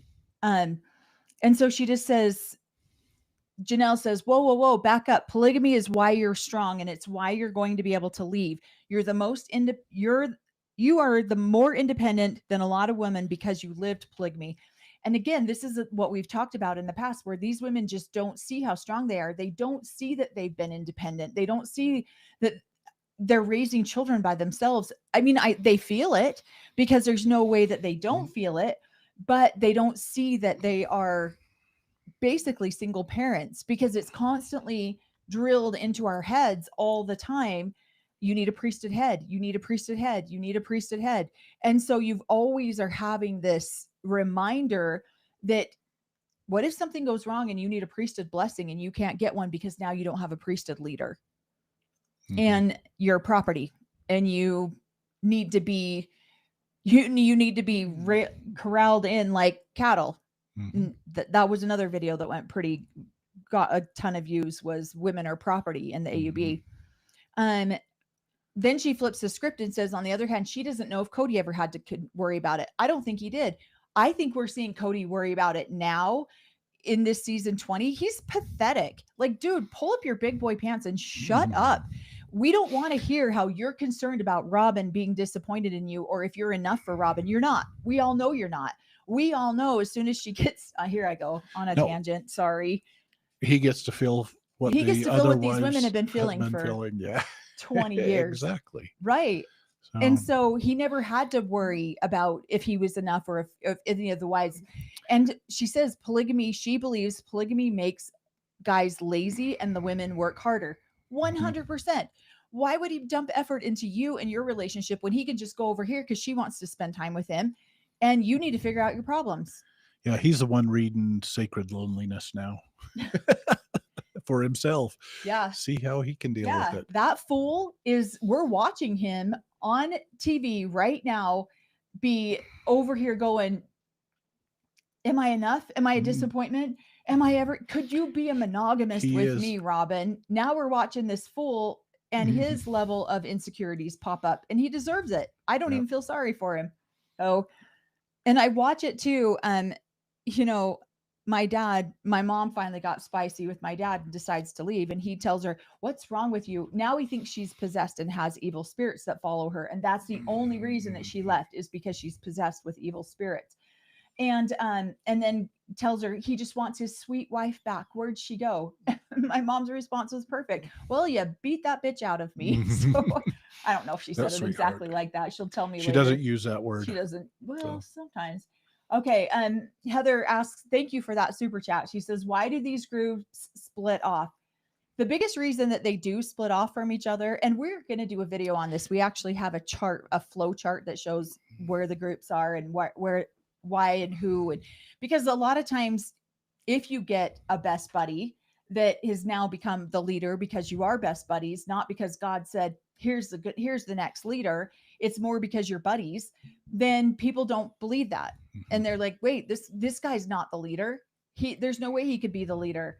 And then you get leaders like the last one before my dad, who were accused of abusing, sexually abusing their daughters. And he prays to God, and God tells him, don't worry about it, dude. You're totally fine. You don't need to be accountable about that. That never happened. So that's where they start to, that's where they start to split off. It is. It's a combination of, to be honest, confusion on when a prophet dies and doesn't tell everybody who the next prophet is, there's confusion. And so a couple of them groups will go, well, I think this is the next prophet, or this is the next prophet. Or if a priesthood leader or prophet all of a sudden gets a new revelation or a new shift, and other people are like, yeah, that does not seem to be coming from God. And then they'll switch off. So yeah, I'd say a combination of every time there's a new prophet, that's what there's happens. A huge split. The AUB started that way too. The AUB and the FLDS were at one point one group. Even the Kingstons, they were all part of one group. And but some of the men thought that Rulon Allred was supposed to be the leader. Others of them thought Leroy Johnson was supposed to be the leader. So Leroy Johnson took the FLDS. This is 2 prophets before Warren Jeffs. And so Leroy Johnson took over the FLDS, and Rulon Allred took over the AUB. Yeah. And that was a huge split back in the day. So that's why it's always that's why Ervil LeBaron was out on a murder spree, if you've watched Daughters of the Cult, because people weren't, that he was arguing people's authority. So it's all over they're always measuring each other's priesthood. And sometimes it can come out a little short and a little small. And so that's where you get these split offs. Yep. Hopefully that makes sense. That was kind of there's hundreds and hundreds of them. Right. Right. So one thing Christine says I really appreciated is that she never thought that having a sister wife would give her the strength to actually leave the marriage. She thought the sister wife would be the reason that she would leave. But Janelle actually giving her the courage to leave. She also says that Cody would claim later that he was a prisoner in his marriages and that he couldn't just say, "Hey, B word, I'm done with you." She says that was charming. But when she told him that she was leaving, he immediately started talking about money, not truly, and not losing her. She reiterates this point numerous times in the book, really trying to get her point out there that, look, Cody really only cared about the money all along. And then she goes into the story about how Cody was originally on her home loan and that he needed to get off of her home loan so that he could help Robin. But she thought that he was concerned because then he's like, well, then you need an asset. You need something. So she was like, I'll take that. We're such beaten down women that we'll take any little scrap thinking that it's a sign of affection. And so here she's like, oh, he really loves me. He wants to make sure I'm okay. And so then he comes in with this tiny little scrap. No, I want you to have this. And she's like, oh, I love it. And then later on, when it's coming, well, I'm going to take that asset and start a new life. Well, wait a minute. That's a family's asset. So he was saying the nice things to appease her, but then she soon realized that it was because he needed to be on Robin's. Right. So. And what she says on that is that she felt like he was doing everything he could to disentangle himself with her and entangle himself with Robin. And it's funny because I think he was actually doing that because he wanted to get entangled with Robin so she couldn't leave him. But he wanted to leave Christine. No, I think he thought in his heart of hearts that Christine would never leave. She would be the last person to leave him. Well, right. Just like my dad thought my mom would be the last to ever leave. So she's so loyal. Let's have this asset for you, but because you'll never leave. Yeah. And so that's why he's so wounded that she was the first one to leave, because in his heart of hearts, he thought she would never leave because she was the one that probably knew more about the teachings of the church than most anyone. She would stay for eternity. Yeah. So here she is taking this tiny little like breadcrumb that he gives her and says, "Here, I want you to have this." And she thinks he's concerned about her.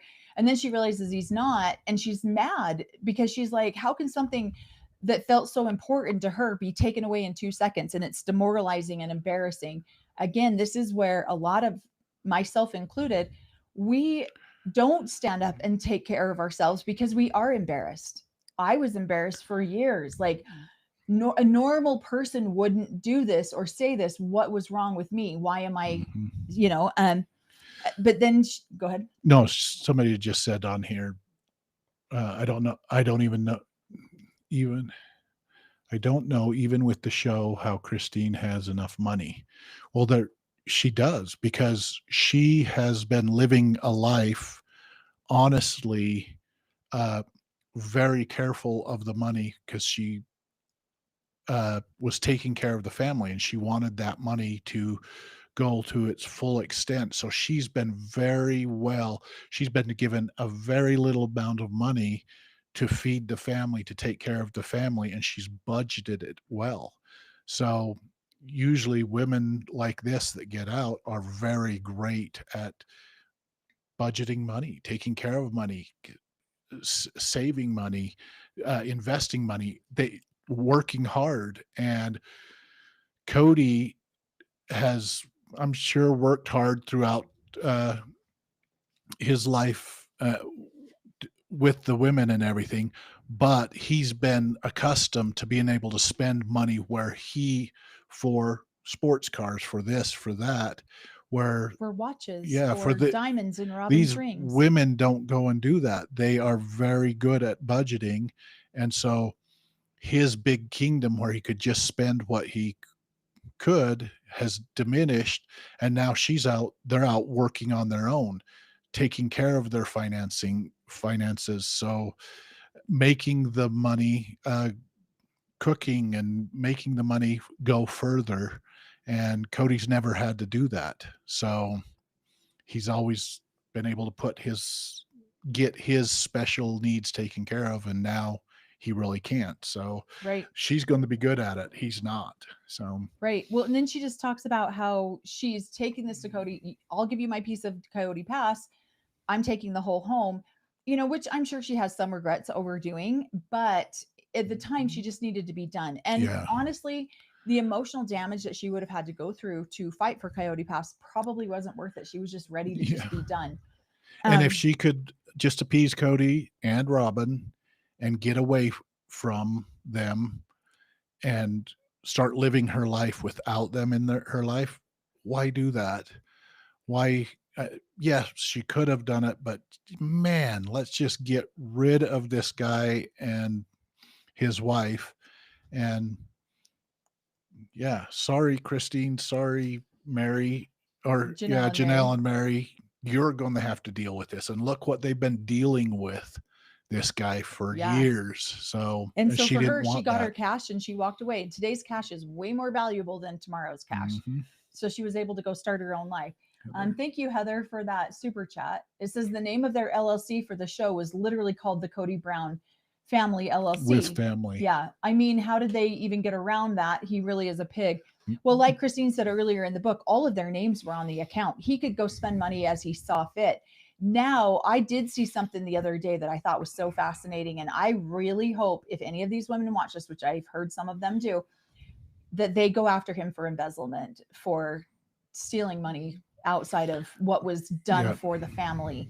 I really hope that those women go after him for that. Because I would sure love to see that. I would love to see this man get his, because they didn't want to hold him accountable while they're married to him, because all it causes is him to throw a tantrum, and they didn't want to do anything that would push him towards Robin. Now they don't care. Well, and here's the thing too, because Christine was able to just walk away from it, she could start her life at that point. Look at Janelle and Mary. They have both kind of, and I could be way wrong, but they have both kind of held off starting their lives. We're not seeing Mary date. We're not, because she doesn't want to piss Cody off. Because if she pisses Cody off, is it going to be fair on Coyote Pass? So they're like stuck in this limbo, waiting for this man to make a fair decision. So are they going to, she couldn't move forward. Anything. Janelle couldn't move forward with her farm. Mary, and so they're just in limbo waiting where Christine has a 12-year-old and she's like, I don't have time to mess around with this guy. I'm out of here. And so mental sanity can be worth way more than any dollar amount. But now that it's over, she should go back and sue him for the family fund, for embezzlement on the LLC. I think that would be amazing. And before they left, they were taking all the paychecks were going into the one pot, and they were just taking out what they needed. Now she can leave, and her whole paycheck. I felt like that was me. When I left, I got my whole paycheck to do with what I want. So it was like a huge pay raise when I left the AUB. So it was awesome. Well, then she also talks about in the book how when she needed to make a clean break because she needed to be authentic, and she's a character on TV, and she needed to be an example for other women and for other people watching her. And she knew that people would be watching this. So she wanted to break away with as much integrity as possible. Yes, some people think that she was very highly taken advantage of, which I would agree. But for her, it was what she needed to do for her mental sanity. And I support that completely. Thank you so much for that super chat. Let's see. The Queen. I can't read it. The Bee Queen. Thank you so much. Then she talks to Cody about, hey, we're going to need to go tell our producer, Tim, about this. Now, because we're so new to the show, we don't know who Tim is yet. We don't know a lot about Tim. We don't know a lot about the family's relationship with Tim other than what we're reading in the book. But Cody says to her, why do I need to go? You're the one who is leaving. And so now all of a sudden he wants zero responsibility about anything. Nope, you figure it out. You're leaving. She said that Tim cried when they told him about it. Had more emotion than Cody. Had more emotion about it. Was than more Cody connected to the family than Cody even was. So. Right. She said that she felt like Tim genuinely cared about the family. She said that they were told at the very beginning when they agreed to do reality television, that reality television families tend to break up. And she says, nah, that's not going to happen to us. And here they are. I've gotten this question a million times. And yes, I think if they would have stayed, if they never would have done the show and stayed in the AUB, would they still be together? I think so. I 100% think so, because these women would have never saw what was available to them outside of what the AUB offers. They would have stayed in Utah. They would have been miserable as hell. And they would be my mom leaving at 70 years old. Yeah. And so I think they might not have. Would have stayed. They might, but for a long time. Yeah, it shortened the time that they would have stayed, probably. Right. So. Right. So she says then after that happened, COVID. She said Tim stayed on for another few years, but then after she got all these ducks in a row, made all the announcements she needed to make, she started planning Isabel's graduation party. She said Robin still didn't feel comfortable having family events. I love that she points it like that, because they're not Cody's rules. We all know that they're not. That's a bunch of bull crap. It really was. That they really were Robin's. And so she ended up having Isabel's party outside. She ends up singing. I think we heard that. I mean, I love Christine, but yeah, that was, and it could have been the wind, it could have been the editing, but that was not the greatest song. And she remembers thinking that this is going to probably be one of the last things she does with the kids, if ever. Yeah. What'd you have? Well, and mine on this one is she did say that she wanted to serve an example for so many. That's other women, especially a lot of women in the AUB or in these societies, that, hey, you can, and these are the steps of it. And so that her leaving Cody does serve an example. Yeah. Of, if you're dealing with a lot of this stuff, wake up, and these are the ways to leave. Like I said before, these men will never read this book, and so they don't even know what those steps are. So. Right. Oh, thank you so much. Another live. I hope your mom can begin to feel proud of herself and know that she and you, Melanie, are so inspiring to other women who are stuck in abusive relationships. Thank you. And I have a strong belief that energy flows from the top down. And so when we heal, our children heal. When we do things, our children see that. And I've encouraged my mom for years, Mom, please, my mom has 7 girls, 4 boys, 7 girls. And I tell her all the time, when you heal, your girls will heal. And so if you can't at this point in your life do this for yourself, start doing it for them. And eventually it will become for yourself too. And so I'm telling her this all the time. And so I'm so proud of her that she has gotten to the point, because it's been hard watching her go through leaving. I mean, we're reading Christine go through it. It's not an easy process, especially when you have been indoctrinated from, 70 years of your life. And so, and it's been hard on her girls. It's been hard on a lot of them to watch my mom go through some of these things, but I'm starting to see some of the healing go on with some of her girls.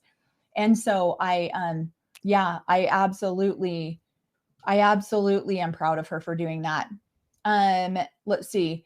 Yes, I agree. Goodbye. And she did start a wonderful life with David. Yes, embezzlement, but could they be in trouble too? I don't think the way Christine describes it in the book, they would go to Cody for their needs and he would write them a check out of the family account. And they would make decisions as a family.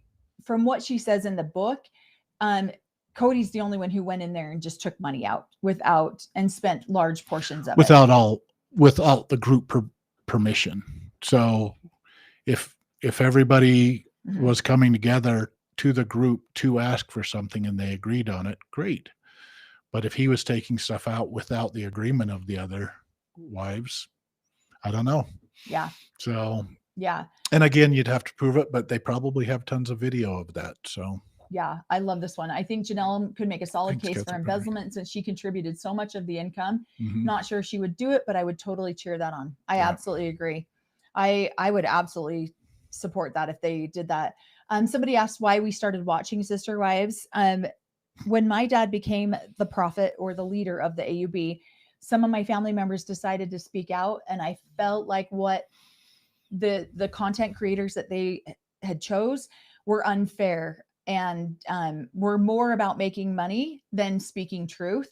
And so I decided to start my own channel. And so that's why I started the channel. And I had no intention of ever talking about sister wives, but people were asking questions. People were asking questions about it. And because we grew up with them, Corey grew up with Robin, and I grew up with Christine and Mary, and then knew Cody. The very first time Cody ever came to the AUB is when I met him.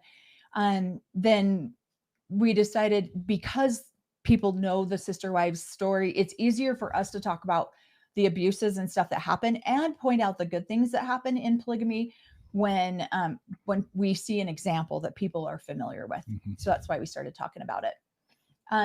Thank you so much, Catherine, for then that. I had to start watching it. You what? So, then I had to start watching it to see what people were season 19 is the first season we've watched. Well, we all watched season 1. I think everyone in the AUB watched season 1. And then season 19 was our first full season that we watched. I didn't even watch season 1. I think I watched first couple episodes, and then I was like, oh my gosh, these guys are in trouble. And so the minute I didn't know who Robin was, I had never seen her, didn't know who she was, but the second she came on screen, Corey's like, oh, this family is so screwed. Like, they're done, because Corey grew up with her up in Pinestyle. Okay. All right, we're burning right through this. Mm-hmm. I don't know if we're gonna get through each chapter. We're like an hour and a half in. We only got 30 more minutes. But yeah, we really appreciate that. Read quick. Thank you guys so much for the super chats. We really appreciate them. I know, did I miss any comments that we try to get to the super chats first? Yep. And then obviously, thank you. Lindsay says, hi, Corey and Mel. I just hopped on off of Tony and McKelty's live to join you guys. Oh, very nice. Thank you. Thanks. I didn't know they were live too. I never pay attention to any other creators' lives. I probably should, but I never do. We just kind of do our own thing around here. Okay. Let's see. I'm going to answer this one question. Do you think Robin watches you all? At first, I felt very like, who am I? She doesn't give a crap about me, but she did converse with my dad for years. My dad counseled her for years after she joined the Brown family, and my dad would tell me about some of the conversations. And I didn't think she really did until we made a couple of videos, and then they came on the show directly addressing exactly what we just said. And so the next season, and the one with soulmates, the minute that she said soulmates, I was like, oh, this girl is effed. And so I made a video on soulmates and why you don't have soulmates in the AUB, in polygamy, because it will destroy an entire family. And then last season, she does this quick little snippet about, oh, I said you were my soulmate once, but then I realized how wrong that was. And so I never said it again. Bullshit. Yes, she did. I heard her say it. I've seen her say it on TV. So that there's a couple little things like that I don't want to ever assume that people think that what we have to say is valuable enough that they're going to stop their lives and watch it if they're from the AUB. But I know my dad has a lot of his minions watch us. Hi, everybody. And they report back to him. Hi, minions. Yeah, literally, I will post a video on our channel and it's not even up for 20 seconds and it already has downvotes. And that's because people from the AUB are watching and then going back and reporting to my dad. I'm fairly confident that that's what's happening. And so, yeah, I never want to assume that we're important enough that people like that want to watch. But I also, it seems a little convenient that some of the stuff we say, they address on the show later on. Hopefully that makes sense. Let's see. Okay. Let's see. I really appreciate your explanations of everything. It confuses me as to why Mary stayed so long. The indoctrination is deep. The eternal commitments, like you take those extremely seriously. Damnation, fear. So it's fear. I should have left way sooner than I did, but I stayed because I was too, and even when we got remarried for years, I didn't talk about a lot of stuff because I was too afraid to share some of that with Corey. It wasn't until after Corey and I got divorced and then got remarried that I shared things with him, because I was too afraid sometimes still of some of the indoctrination. Yeah, because they make promises within their temple, and she still kept that separate because she didn't want to break that. And so then we were talking, we need to tell her everything. And so it was the first time we started talking about her temple experience.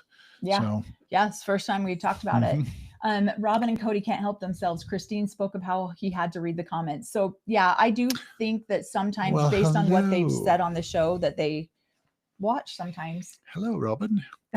So she's going, how does he know that? Well, this cat can read minds. So this cat can read minds. What the heck? So yeah. So I don't know. Do they watch all of our stuff? No. I mean, I don't watch a lot of other content creators stuff about Sister Wives because I just don't have time to do it. And I don't know. I don't care. So I don't watch a lot of other content creators. If I happen to jump online and I see another creator's live or something, I'll typically jump into the live and have it playing, like if I'm making dinner. But yeah. So in the afterlife, if it is the way that the AUB said it was, I know everything to sneak into heaven. Yeah. So yeah, but it took us getting divorced and getting remarried. What? Jay Patel. Yeah. No, I definitely see that. Yeah. Yes. She told me all of her secrets, so I can sneak into heaven now. Yeah. Let's see. Okay, sorry. I try to get all of the ones that, if you were a member to our channel, I try to make sure I get to your comments too. I think Mary stayed because once Christine left, I think she thought maybe if she stayed loyal to Cody, he would finally forgive her and love her again. And I think the sad part about that is that Mary held the top wife position for so long, and then Robin did dethrone her. And I think that was really hard for Mary to stomach that. So yeah. Okay. So chapter 35, it's about time. We have all said this to my mom numerous times, where she says, I told Gwendolyn I was leaving Cody, and her response was, it's about time. We've been begging my mom for 20, 30 years to leave my dad. Yeah. She finally just has recently in the last few years. And that was what we all said. Oh, it's about time. It's more of a relief for the children. So, right. So she talks about why Gwendolyn stayed is because, Gwendolyn stayed down in Flagstaff and to help her sell her house. And then she also talks about how she went out to North Carolina and was talking to Madison, had a couple glasses of wine, and maybe said too much. And she says that she needed to know that Maddie was okay with her leaving, as well as could I still be an Oma, or that's German for grandmother, to Maddie's kids. And Maddie's response was, frankly, we are all surprised that you stayed as long as you did. So many people are surprised when they stay as long as they do, but the indoctrination is deep. When you are told every day of your life from the day you were born that if you don't do this, you won't make it to heaven, that's really hard to break. It's like saying the sky isn't blue. And yet we all can see that it is. And so the whole section of the book, I'm like, this is why Cody's so angry with Maddie, because he has mentioned several times about how Maddie's a gossiper, or she gossips in the family. Go ahead. And no, she's just supporting. She sees what's been going on. She's supporting those mothers that she loves, because all of the kids can see Cody's changed. All the kids see that he has distanced himself, not only from them, but from the wives. And so they're supportive. And that is one of the biggest offenses within the AUB. If somebody leaves, you do not support them. You do not stay friends with them. And that was one of my fears when I was leaving, that quickly went away, that if I was leaving and I'd been excommunicated, would I be able to come back and see my little brothers and sisters? And I was welcomed back with open arms. most of my family was excommunicated and or left. And so that was great for us. But yes, that's one of uh, the things that they kind of expect you to do. And when you don't do that, then you're on the outs. Yeah. And so Cody is pushing everybody that doesn't support him 100% fully. You can't be neutral. And so if you're talking to the other Christine who has left, like his like Janelle was doing, he's going to start pushing her out and away. All the kids pushing them away. They are not loyal to him, so they're not welcome in his presence, if you will. And so, right. Well, and is, I love the way that these kids support her. yeah, And some of my siblings from other mothers have done this for my mother as well. They've gone to her house, like, because my mom didn't make a big announcement. She just left and nothing changed. No one really knew for 3 years that my mom had left. And most of the kids in the family did not know that my mom had left. And because nothing changed with my dad's behavior. And so I love it that some of my siblings went to my mother's house. And I love that Hunter said in here, he was like, when was the last time you felt like you had a healthy marriage? Because Isabel now finds out about this. She walks in and hears this. And Maddie's like, when was the last time you saw your mom happy? When was the last? And so these kids are supporting Christine leaving, going, okay, let's ask some hard questions. yeah. And I had a brother who went to my mom's house and said, Aunt Sherlyn, what is, and he was, and my mom's like, but you didn't know, did you? And he's like, I didn't, nothing changed. Exactly. And so these men don't understand what their actions are, but that's because they don't see that, they've been this way in the entire time. Mm-hmm. Thank you so much, Janet Bailey, for that super chat. Thank you. We really appreciate that. So she says she ends up, Truly overhears her with a phone call with McKelty, and she says, are you divorcing dad? And Christine is like, yes, because Christine had left the AUB.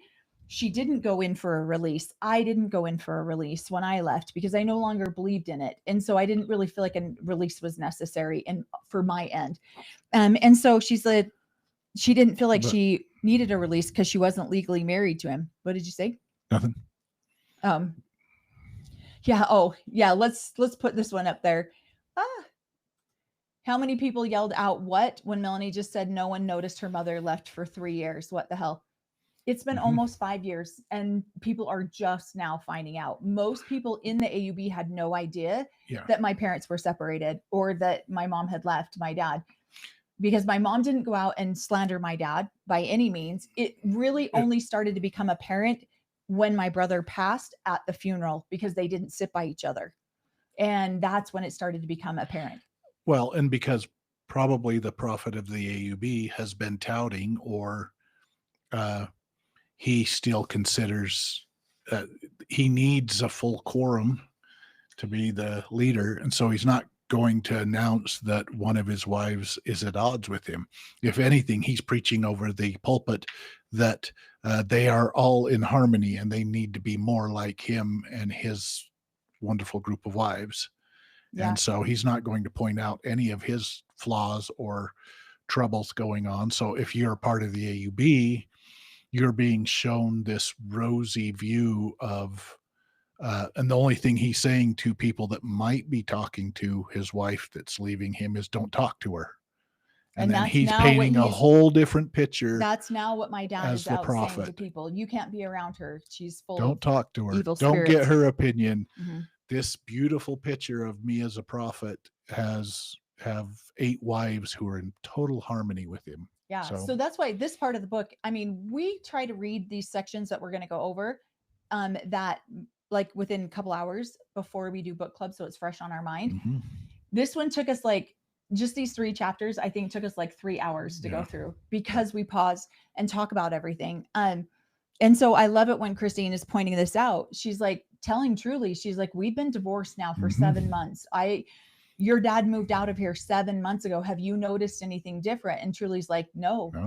Christine's like, okay, then nothing's going to change. And this is what's so sad. This is how absent these men are from their wives' lives and from their children's lives. And they don't even see it. Yep. These men. And I loved it when Christine was like, if you wanted 50-50 custody, you could have had it the entire time and you chose not to. That's, again, these men are so absent. Cody was so wrapped up in what was happening with Robin and her children that he didn't even bother to pay attention to what was happening. And that's why he didn't see this one coming. He didn't see Christine leaving because he was too wrapped up in Robin and her family to even see this was about to hit him like a Mack truck. And that's why another reason why he's so angry with Christine is because he didn't have time to prepare. Because guess why? He wasn't paying attention to his family. She says, Truly is a smart kid. And she says, am I finding out last? And Christine says, yes. And she's like, but it impacts me the most. And I'm sure that Christine felt sad about that, but she was wanting to keep her little girl. You could, again, I don't always agree with living in delusion, but Christine wanted to keep her as far away from the hard truth as she possibly could. Well, not to have to stress about it. Right. It's not something that a 12-year-old needs to worry about. Yep. So she talks especially when nothing's changing. Cody's not coming around. Right. There's no big change there. Right. So the move was the big change. Yeah. Right. So she tells Christine, I feel like Christine was very respectful, way more respectful to Cody than he deserved. But she immediately lets Cody know, truly found out about this. So now she knows. And then when he comes in to talk to Truly about it, she's just like, yeah, whatever. She'd already had time to process it. She didn't really care. So Cody didn't get his big dramatic moment. Like, your mom left me. How do you feel about this? Which is probably the best thing that could have happened for that little girl, because it would have been all about Cody and what he was getting taken away from him, instead of, hey, how do you feel about this? Hey, what's happening with you? How can I show up for you now that you're going to be in Utah and I'm going to be in Arizona? How do I show up for you as a father? It's all about, look what your mom's taking away from me. He doesn't care about that either. Right. So. Right. So then Christine went ahead and let Mary know. And Mary said she had a million questions, but Christine told her, save them for when we're in person. She figured Robin already knew, because Cody took all of his stuff out of Christine's house, put it in Robin's house. And she already knew, Janelle knew, because they'd been talking. So then they get together for the infamous knife in the kidney scene, and they're filming it together. And she says that they filmed it as a group, and she just kind of blurted it out. This is scary. My mom still has not done this with all of her sister wives. She still has not sat down and said, yes, I left. Yes, I'm leaving him. Yes, I'm leaving Dave. Yes, I'm done. She never did it. She just kind of backed out, and nobody noticed. For 3 years, nobody had a clue. And again, my brother died 2 years ago. That's when people started to see it, because there was separation at the funeral. My dad I sat my dad. I got to be the mediator on that one. I sat my dad on one side of the room and sat my mom in the center of the room to keep peace. And that's when people started to notice. His own siblings had no idea. So again, everyone thinks Cody Brown's so horrible, but he is not the exception. He is the rule, unfortunately, most of the time. He's probably a little bit shinier than some of the... Right. Yeah. And so she says, she talks about how she just blurted it out. I'm leaving Cody. Here you go. She says, I need to make a choice to have joy in my life and peace in my life. There hasn't been a lot of hope until I decided to leave him. And this is when Cody comes after her. Now, Cody's fully aware of all this, but I fully believe that he was so butt wounded, and Robin and him got together. This is 100% my own assumption that they got together and said, how can we make this the most dramatic scene possible for ratings so we can rack in those big checks now that Christine's paycheck's gone? I think they did that. That's why I think this whole scene was such BS, and it was masterly crafted by Robin and Cody. And and when he pops up with, I never said you could move to Utah. You never asked me if you could move. You never said you were moving. And she says, yes, I did. We watched this season, and I was like wanting to throw things at my TV. I'm like, she's not your object. You do not own her. You do not get to make these decisions for her. And yet I have been told these exact same things. Hell, I was just told this 2 months ago by my dad. You will not be doing this. You will shut down your YouTube. You will stop talking lies about me online. You will. And I'm 51 years old, and this man's screaming at me, telling me what I have to do because I'm an object, because I'm a woman, because I'm a girl that they own. And so Cody's going to pop off telling her this. And then he wants the 50-50 custody. And so I love that she pops off about that. Yeah. What? He's never had 50-50 custody. Yeah. That's what I was laughing about, that part. So. Right. I love it that she says, I appreciate the way Janelle showed up for her that day. And Janelle was very, very emotionally involved because she was, this made it real. They talked about it before, but this made it real, and it was being filmed and it was shown on the show. I love how she calls Robin out right here. She was more Janelle. That's the amazing part about it. These guys build up relationships that it was hurting Janelle. It was making her sad more than it was making anybody else. Cody was not that sad. He was more offended that she was leaving. Yes, he did his little drama thing, but she was genuinely touched that something that they'd worked on for so many years was now falling apart. And so she's showing emotion on that, which all that did was make Cody even more mad. So they should all be being like, dude, are your kidneys okay? Do you need anything? We got to show up for this man. She's over here knifing all of our kidneys and you're feeling sad about that. So. Right. Thank you, Heather, for that super chat. She says, please tell your mother how much we love her. She really does appreciate all of the kind words to her. She's probably watching right now. She watches all of our stuff. I always ask her to please watch and then let us know if we've said anything that is incorrect or that we could be more in alignment with. So yeah, she really does appreciate it. She really does read. I think she reads every single comment on all of our videos. So thank you. I love that Christine calls out Robin here and she's like, Robin got mad and made it all about herself. Because that is such a typical Robin and Cody thing, to make it all about themselves. She doesn't say, are you okay? I'm so sad for you. How does this affect me? But how does this affect me? This isn't what I signed up for. You should stay in a crap marriage so that I can have my fake version of polygamy. Yeah. I love that she calls that, because Mary's now calling out Robin living a fake version of polygamy. Christine's now calling out Robin living a fake version of polygamy. And so is Janelle, because these women were in the trenches together. They did all of the things together, and Robin lived a fake version of polygamy. Well, Robin even admits it in ways that she lived a fake version, because nothing has changed. 3 women have left the family and nothing has changed. Cody's over there 24/7. Cody's still doing everything like that. Her worry is that the income wasn't coming in as much as it was. So, but now she's like, now I need, he's like, we're a monogamous now. And I believe she's not even wanted to admit that she's a monogamist. I'm still a polygamist. I'm still living that way. So her current situation has not changed at all from her past situation. But now people are just aware that she's a monogamist. She can't pretend to live polygamy anymore, because in her mind, it's like you lie enough to yourself that you start to believe your own lies. And I feel like that's where Cody and Robin have been. They lied enough to themselves that they start to believe their own lies. Yeah. And so she told herself she was really living polygamy when she really wasn't. I mean, she was, for all intents and purposes, she was, but for the show, she was living polygamy the way probably 80% of polygamous families actually do live polygamy. She just got called out for it now. Yep. Okay. So then she talks about how, she tells them, Truly and I'll be moving to Utah in 2 weeks.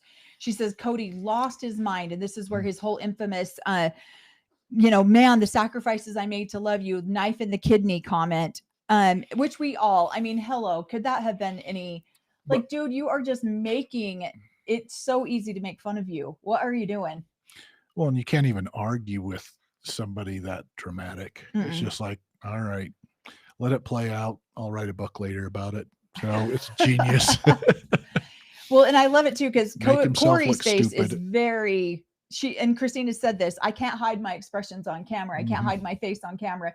This guy can't either. I mean, I have to go back and watch some of our videos because I don't always see it. But people are like, Melanie will say something, and then Corey's face tells the real story. And so I think it's funny because she says on here that this is probably one of the very first times that people couldn't read her face accurately. Because in her mind, she was saying, I can't believe he's saying this on camera. He sounds like an absolute narcissist. Yeah. And then she thought, how insulting is this? How is this a sacrifice for you? Yeah, exactly. And I mean, honestly, the rage starts to kick in. At first, you're stunned. When my dad started screaming at me, I was stunned. And then the rage started kicking in, like, excuse me, you don't get to treat me like this. And now you're putting it on camera. I'm sure that she was so enraged at that point. And then, of course, I love she calls Robin out again. Of course, Robin misconstrued all of my words and asked me if I wanted to work on past relationships. And she said, no, I don't. I want to heal. I want to move forward. And then Robin took that and made it all about her and her children, how Christine doesn't want to have anything to do with her and her children anymore. Well, and this is, if you've watched Chris or Robin twisted that on purpose, it's because her and her kids are going to distance themselves from those that are leaving to show Cody that she's loyal to him. And she's already been twisting and trying to distance not only the wives, but the other kids at this point. But this is her just no. And she probably in the background see our kids and me are going to, if she's not going to work on this. And so she's just kind of twisting it so that she can show how loyal she is to Cody at this point in time. So, and this, everybody was like kind of stunned where Mary was coming from too. But Mary grew up in this community too. And if she showed, she wants to, she almost felt like that she was in a, she was stunned that this was coming on TV, but she wanted to kind of not show empathy towards Christine at all. And if anything, try to lean a little bit more to Cody because she was still trying to get into Cody's good graces at this point in time. And so she was just sitting there trying to be neutral. Cody's trying to pull her into it. So she's saying something to support Cody so that she can still continue to prove that she's been loyal over all these years. And again, a lot of women do this in this religion because if you're in favor with your husband, he wants to spend time with you. He wants to be with you. And so a lot of women do this, even unconsciously do it. Even when he's a jerk to them, they still do it unconsciously. I did it unconsciously for years. So yeah, it's very common. One of the things she says in here is when Robin took her words and misconstrued them. I appreciate that she put this part in here. When Robin turned my words against me, it felt more of the same, a way to keep me and my children out of Cody's big picture. Yep. Robin says she got voted off the Brown family island. She was trying to create a whole new island. She didn't get voted off the island. She was trying to remove everyone else, or she was trying to create her own and remove everyone else. And so when Christine points that out, I'm like, I love that she pointed that out, because then at the end of that paragraph, she says exactly what Corey and I have said we've been saying this since the very beginning we started talking on YouTube, is that the children are the collateral damage in this religion. She says the greatest tragedy of all of this was what was happening with the children.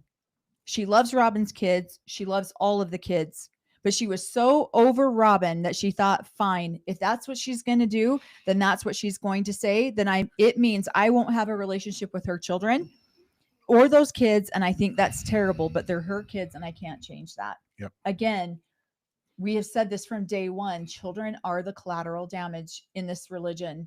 And we see it happen over and over and over again. And yet Christine was supporting some of her children to still have a relationship with Robin. Right. She wasn't.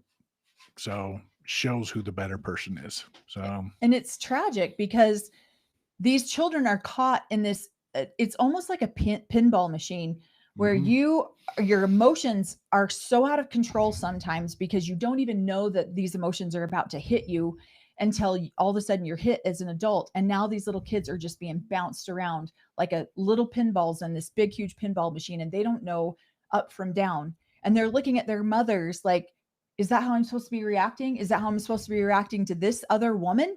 Is this how I'm supposed to be reacting to these other children? And so a lot of them take on the same aspect of their mothers, and look what happens now. And it's such a tragedy. I love that she says, I love that she calls this part out, because yes, this is true, but Robin misconstrued it, of course. She says, Robin later said that I would still be married to Cody until the church had approved the divorce, that I had to prove that the marriage was broken or that I had slept with someone else. That seemed inappropriate for quite a few reasons. First, Christine was no longer a part of the church. She didn't follow the leadership. She doesn't care. And yet Robin acts like she wants to follow the leadership, but she doesn't. And so, and then she says, I could quit Cody, that I wasn't worried about their definition of when I could quit Cody. And third, I wasn't going to have a big family meeting and let everyone know when I made my big move and slept with somebody else. Like, I love her response to that. Yeah. And because yes, that is true.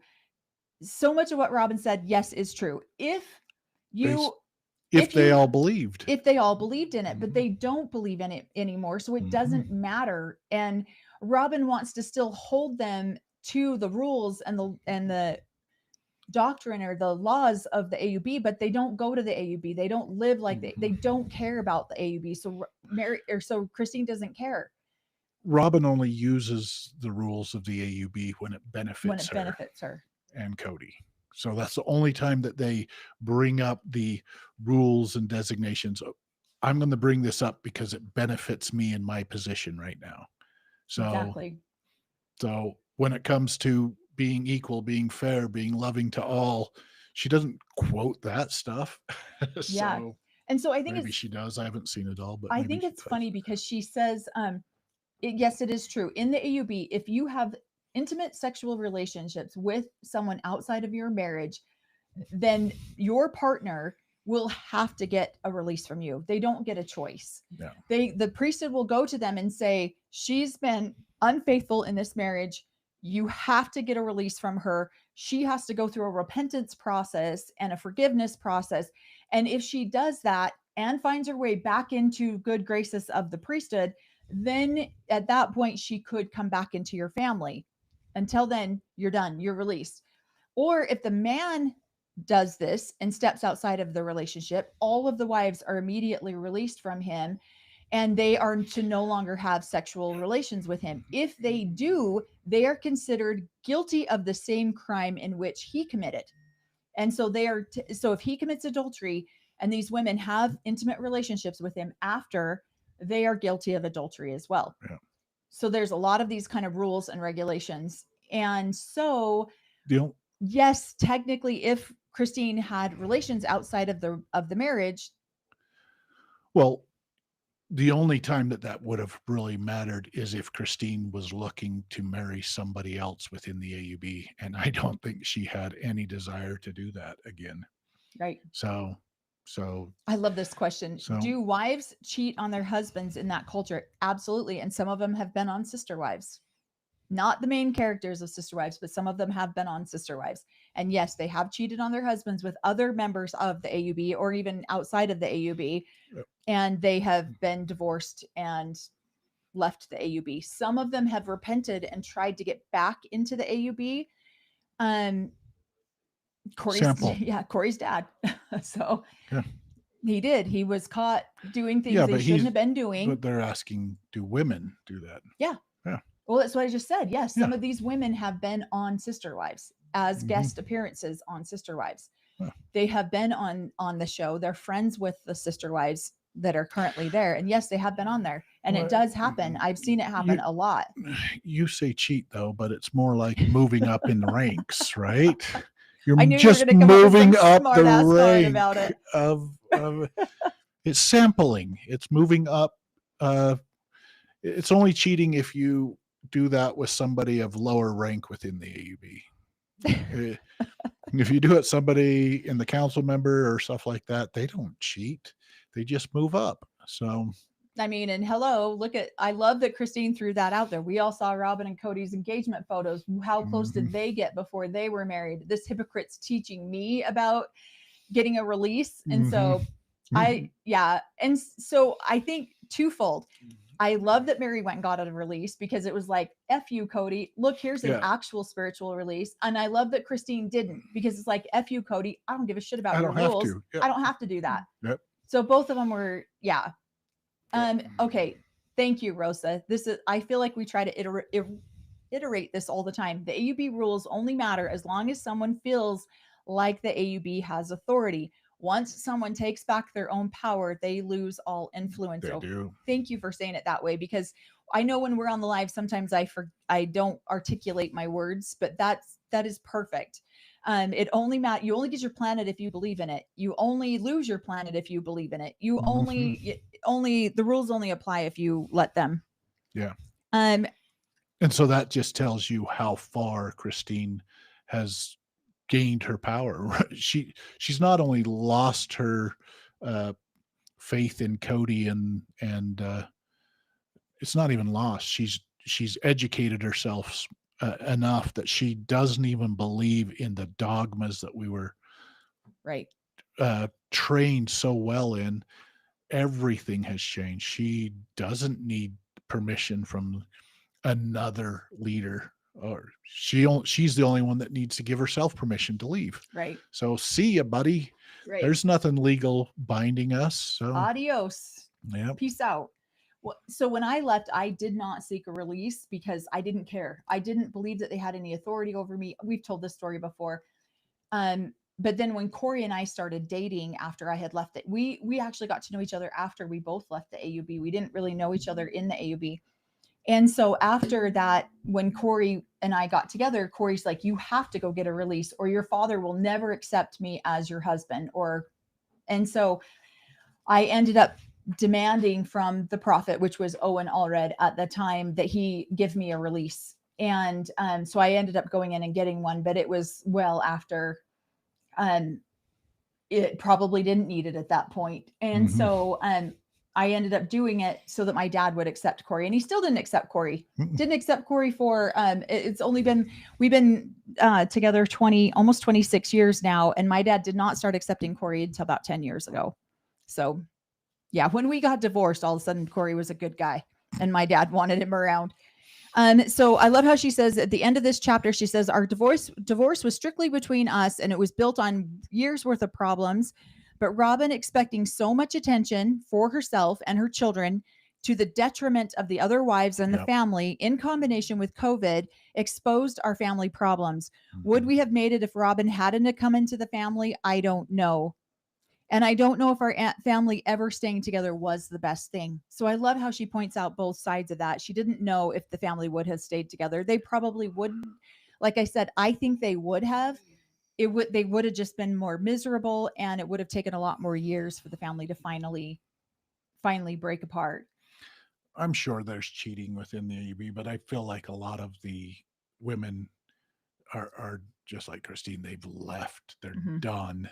And then they've moved on with their life, and they might, after things fall apart, try to come back. But 90% of them, I wouldn't even call it cheating. They weren't legally married to him.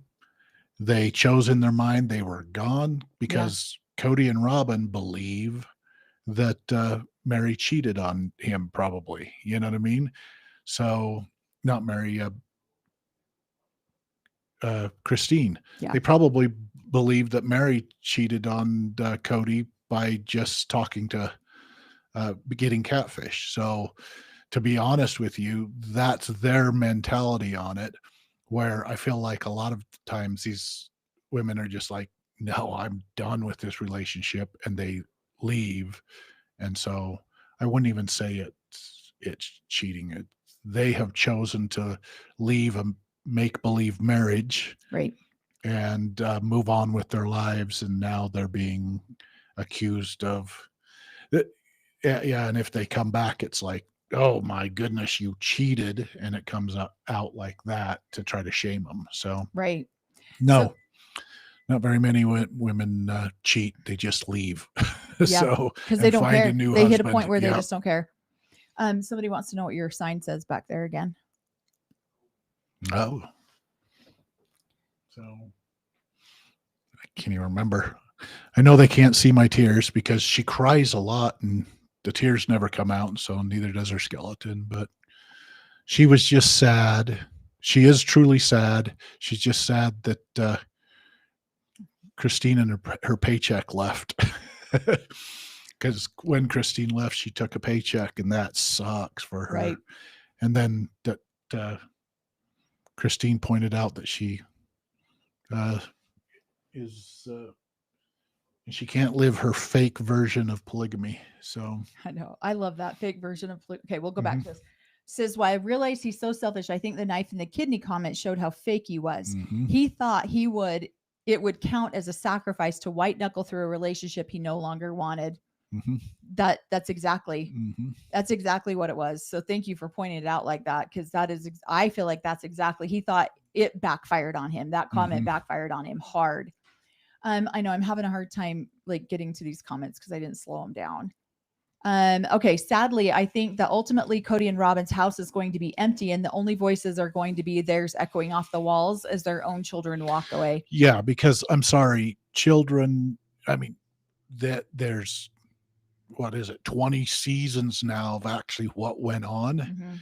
And if Robin and Cody allow their younger kids to watch those seasons, but eventually those kids will watch it and realize that there was a great relationship with all of the kids.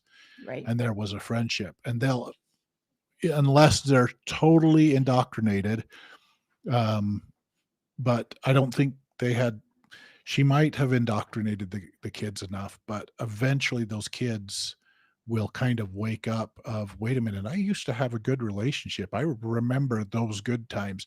Christine, Mary, and Janelle are always mentioning the good times, the things that they did that were positive in their lives. Those kids are going to remember good times with all of the brothers and sisters, and they might want to make, that's probably why, and I don't know, I'm not caught up on the family insider part of it. I'm just seeing as a kid, Dayton is no longer on the show, and he might have remembered the good times he had with his brothers and doesn't want to be a part of it. A lot of the kids don't want to be on the show. They just want to have relationships with each other and have a good time, and they don't want to get wrapped up in the drama that's on TV. So right. I wanted to answer this question really quick, and then we'll move to the final chapter, or not final chapter, but does one still have to be in the AUB to get a release, or can a former member like Christine get a release? I don't know if Rosa answered this question or not, but most people don't ever come back to get one because they don't believe in the authority anymore. So they just never do. Again, it'd probably be a question that if somebody came back and said, hey, you want a release? Do you believe that I'm the prophet, that I can give you a release? Well, no. Then why even ask for it? I don't know. Oh, I see. Rosa did answer. Yeah. And I agree with what she's saying right here. Most people who seek a release want to remarry in the culture. So they need the paperwork to be considered available again. That's exactly why they'll seek a release. So that's what I'm saying. I think the only way, I mean, I was surprised to hear Janelle this season say she wanted to go get a release. Because I didn't think Janelle would unless she wanted to remarry somebody. But it might be just that, okay, yeah, let's go do it just so that we can, because that will put a burr in Cody's side. Yeah. Sometimes you do things, well, if you get a release, then that's 2 wives that are officially released, and he needs 3 to get into heaven. So even though he might not believe in it now, it's still something that would be on TV. No, there's not really paperwork. He's just, well, there is. They document all of these things. So yes, there is technically paperwork, church records, but no, he's saying that more facetiously. One of the things somebody said wasn't Mary still in the AUB when she got her release? She wasn't. She had long left the AUB for years. She was already gone when she got her release. So yeah, she was not still in, but she went to my dad. My dad's the one who gave her the release. He had told me Was he the prophet then? Oh, okay. Yeah. No, he wasn't. Yeah. When she got her release, he had told me, remember, he told me he gave her the release. Yeah. And this is way before we started our YouTube. I think it was before we started our YouTube channel. My dad was like, well, Mary came in and got her release. So kind of told me what had happened with it. And I was like, oh, shoot. Yep. I didn't see that one coming, but we weren't watching Sister Wives at the time. So we weren't paying attention to it. So I mean, my dad used to confide a lot in me and tell me a lot of different things. Now he doesn't, but that was just one of the things we just didn't really, I don't know. Oh, okay. We're going to wrap up. We're 15 minutes over. So we're going to hurry and try to wrap up 36. And then next week we'll finish off the book. So chapter 36, I have COVID. I love this first sentence of this chapter. I literally laughed out loud when I read it. It said, I just divorced Cody Brown and I'm going to Disneyland. And so she celebrates her divorce from him by going to Disneyland. And I love that she, took her and Janelle took Truly and Savannah and went and had a Disneyland trip. And what an amazing way to include your sister wife that you want to have a relationship with, and also help these younger girls who are now Savannah, I don't believe was 18 at the time. She was still young. I love that this is very, very common. My dad has done this to my mom a million times.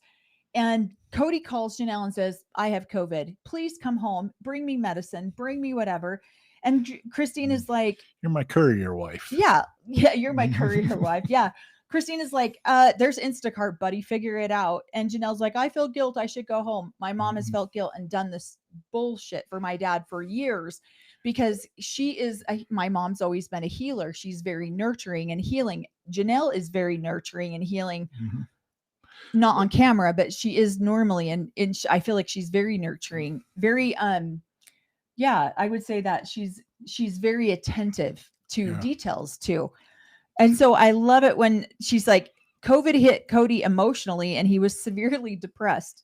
I feel bad. Like I shouldn't laugh about that, but hello, we all got COVID. Well, I can't believe he didn't also, well, I can, because he's pretty angry with Christine at this time, but he probably should have called her too and asked for her to come over and give him shoulder massages. So to make him feel better. I think it's so hilarious. You're the one that gets me the medicine. You're the one that gives me this shoulder massage. So yep. And I love it. So she's like, back rubs. Janelle or Christine is over here trying to convince Janelle, you do not need to go home. He can run to the drugstore, or he can send somebody to the drugstore. He can Instacart it like everyone else did.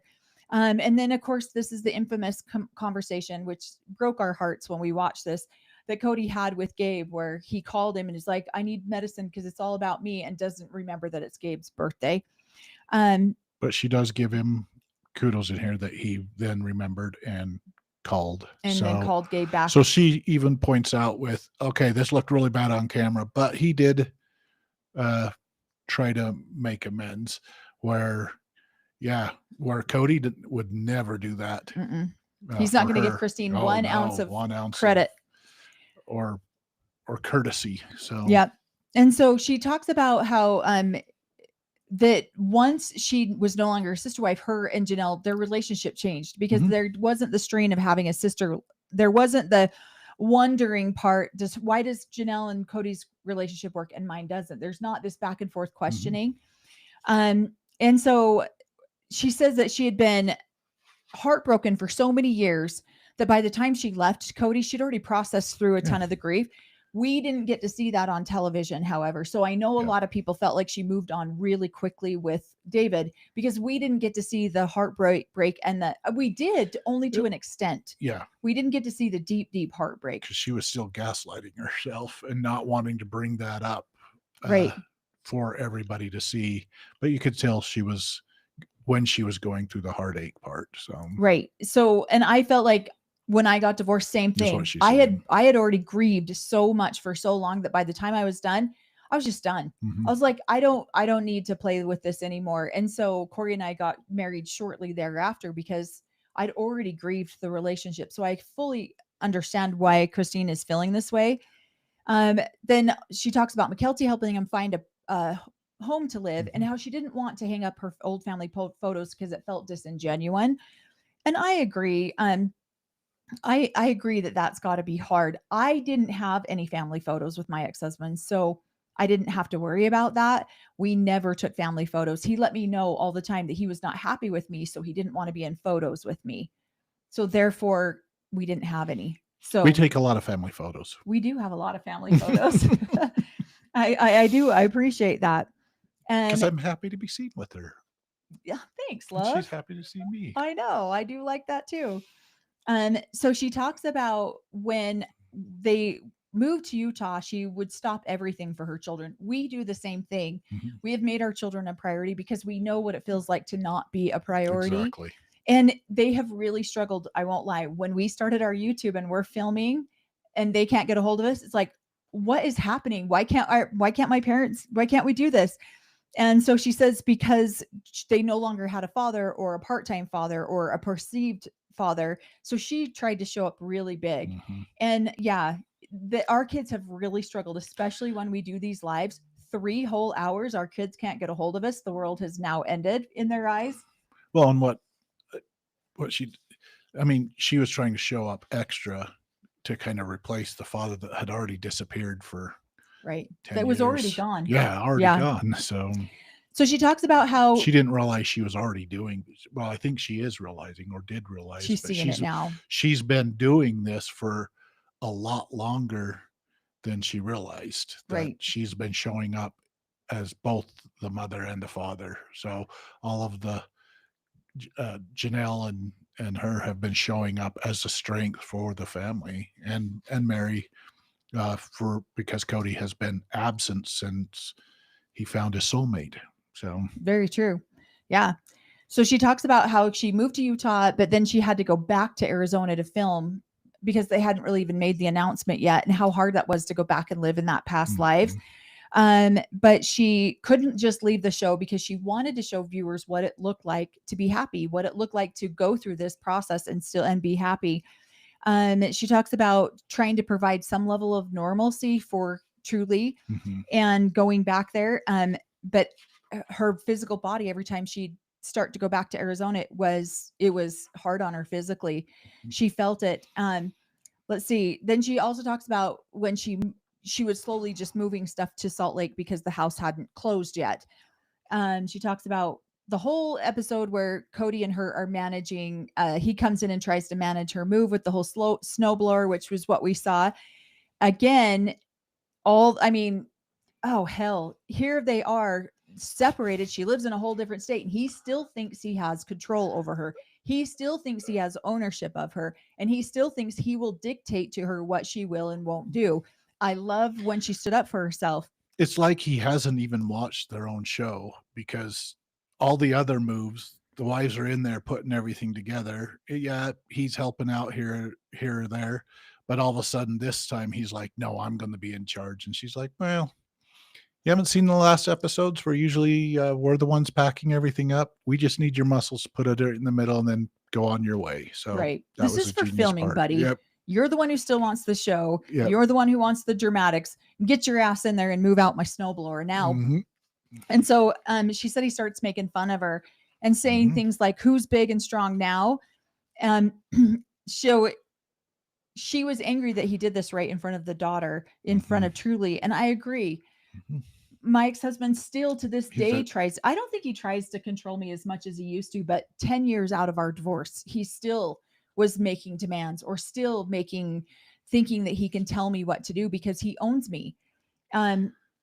Yeah, it's infuriating. Even when I got divorced and I went back into my father's ownership, and it wasn't until I married Corey that then I went into Corey's ownership, so my dad no longer had to worry about me. Well, for time and for financial reasons, I didn't hold a priesthood. It wasn't approved, and so in some realms, I think that both your ex-husband and your dad felt like that they still could control you in some way or the other. Right. So, and you resisted it quite well. So I did. And we'll do videos on that too. I got to get Corey. I think Corey's like comfortable enough in front of the camera now that we can get on and tell our own story, and it's not this Yeah. So I think it's coming. Okay. So I love how she explains it. Yeah. I just don't need you mansplain. Just move the damn snowblower and get out. Like, go home. I love that she's finally making noticings where she's like, yeah, this drama used to be so big to me before, and now it's not. I don't really care about it.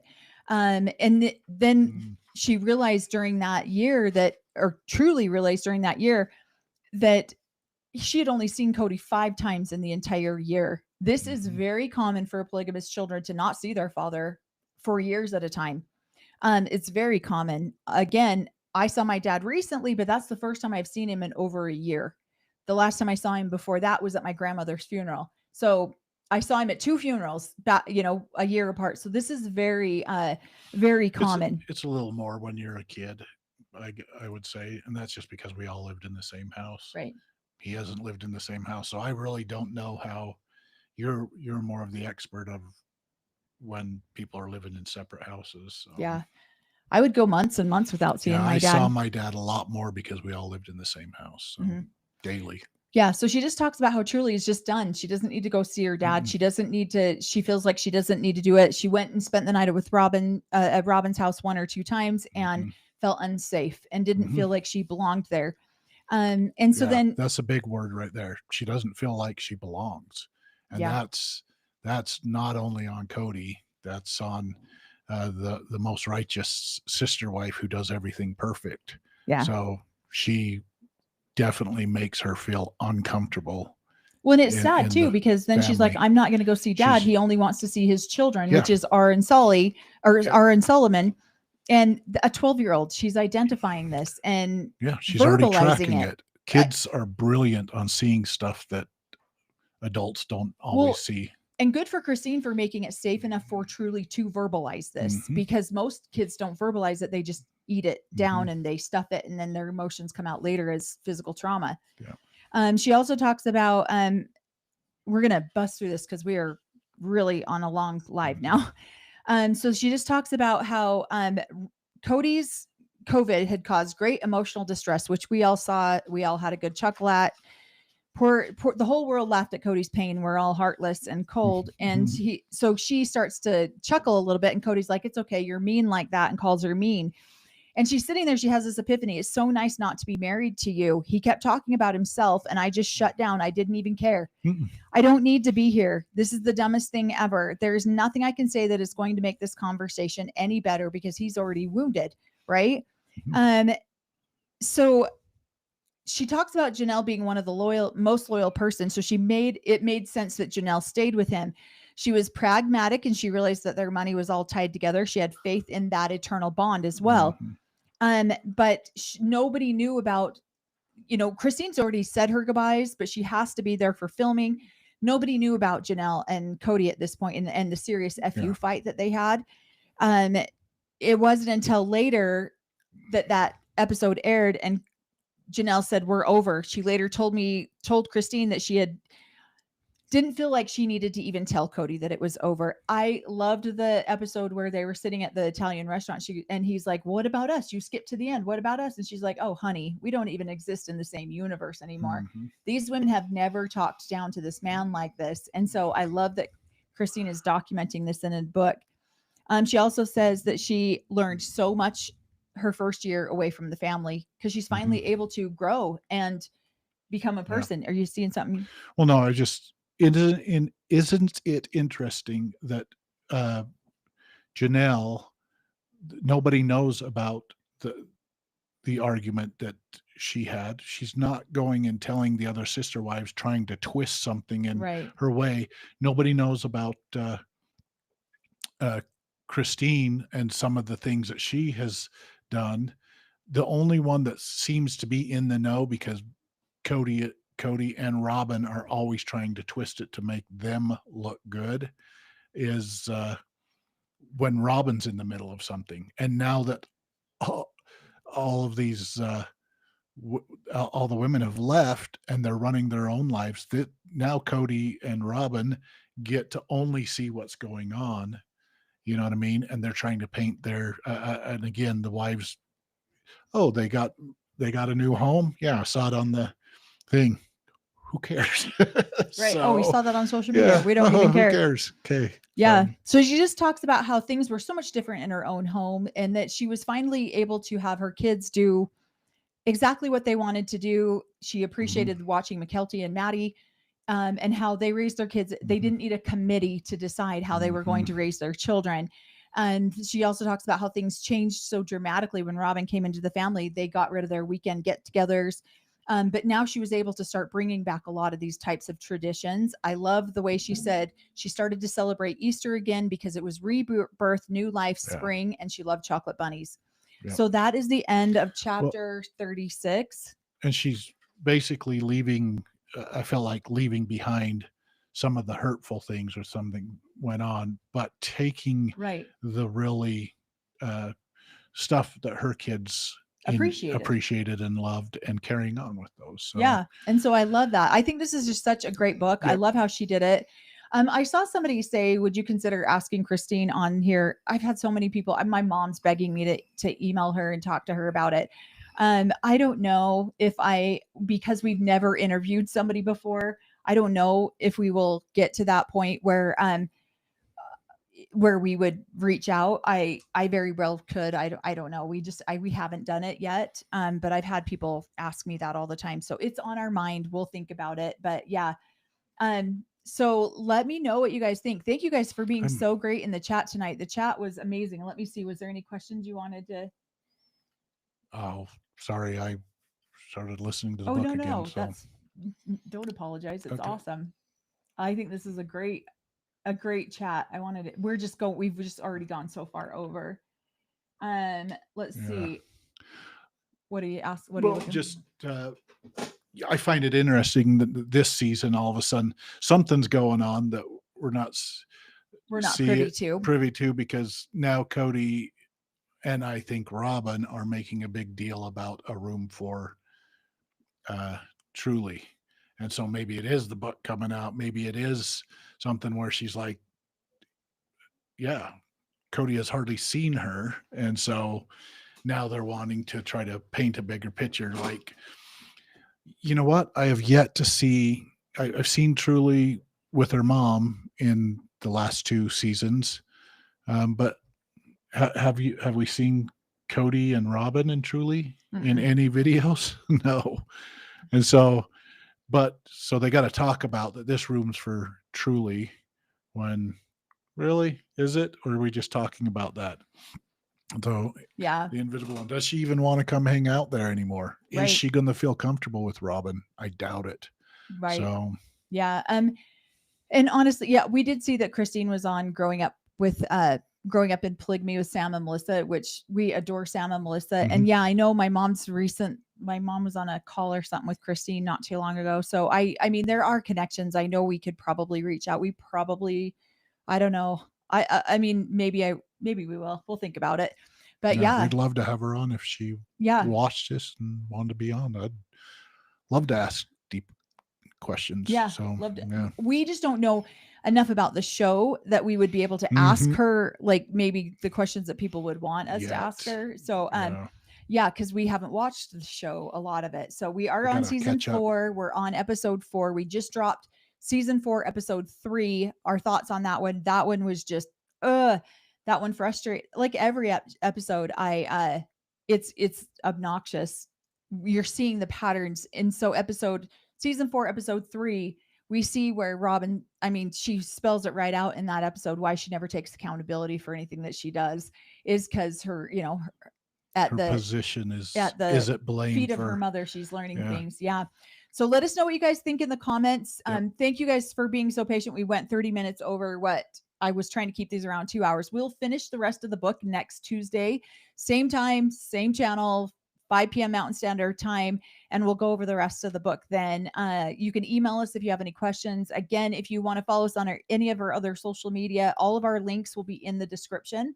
I will also put chapters in the description. So if there's something we talked about that you want to get back to, you'll be able to just go right there to the chapter. And email us if you have any other questions. We are putting together a video right now we've got several questions that we've gotten emailed. We're putting together a video on that right now. So let us know what you guys think. And thank you guys so much for being a part of here. Oh, thank you, Susie, for that super chat. Let's see. That's when she filed for child support. Oh, see, I've wondered that. People said that, but so now he's wanting to show that he's got a 50. That's why, yeah. So she filed for child support. So now he's trying to provide a bedroom so that he can say, oh, look, I have her. There you go. So see, there's the puzzle piece we were missing. So yeah. So thank you, everyone. Everyone have a great night. What? Any ideas that what Robin might be thinking, or her mom, and we'll put them up here. So yeah. And we'll put them up on our back wall here. But thank you so much. We'll probably try to go live again on Friday. It's a holiday and we have grandbabies that are in parades. So we're going to see if we can make that work on Friday. But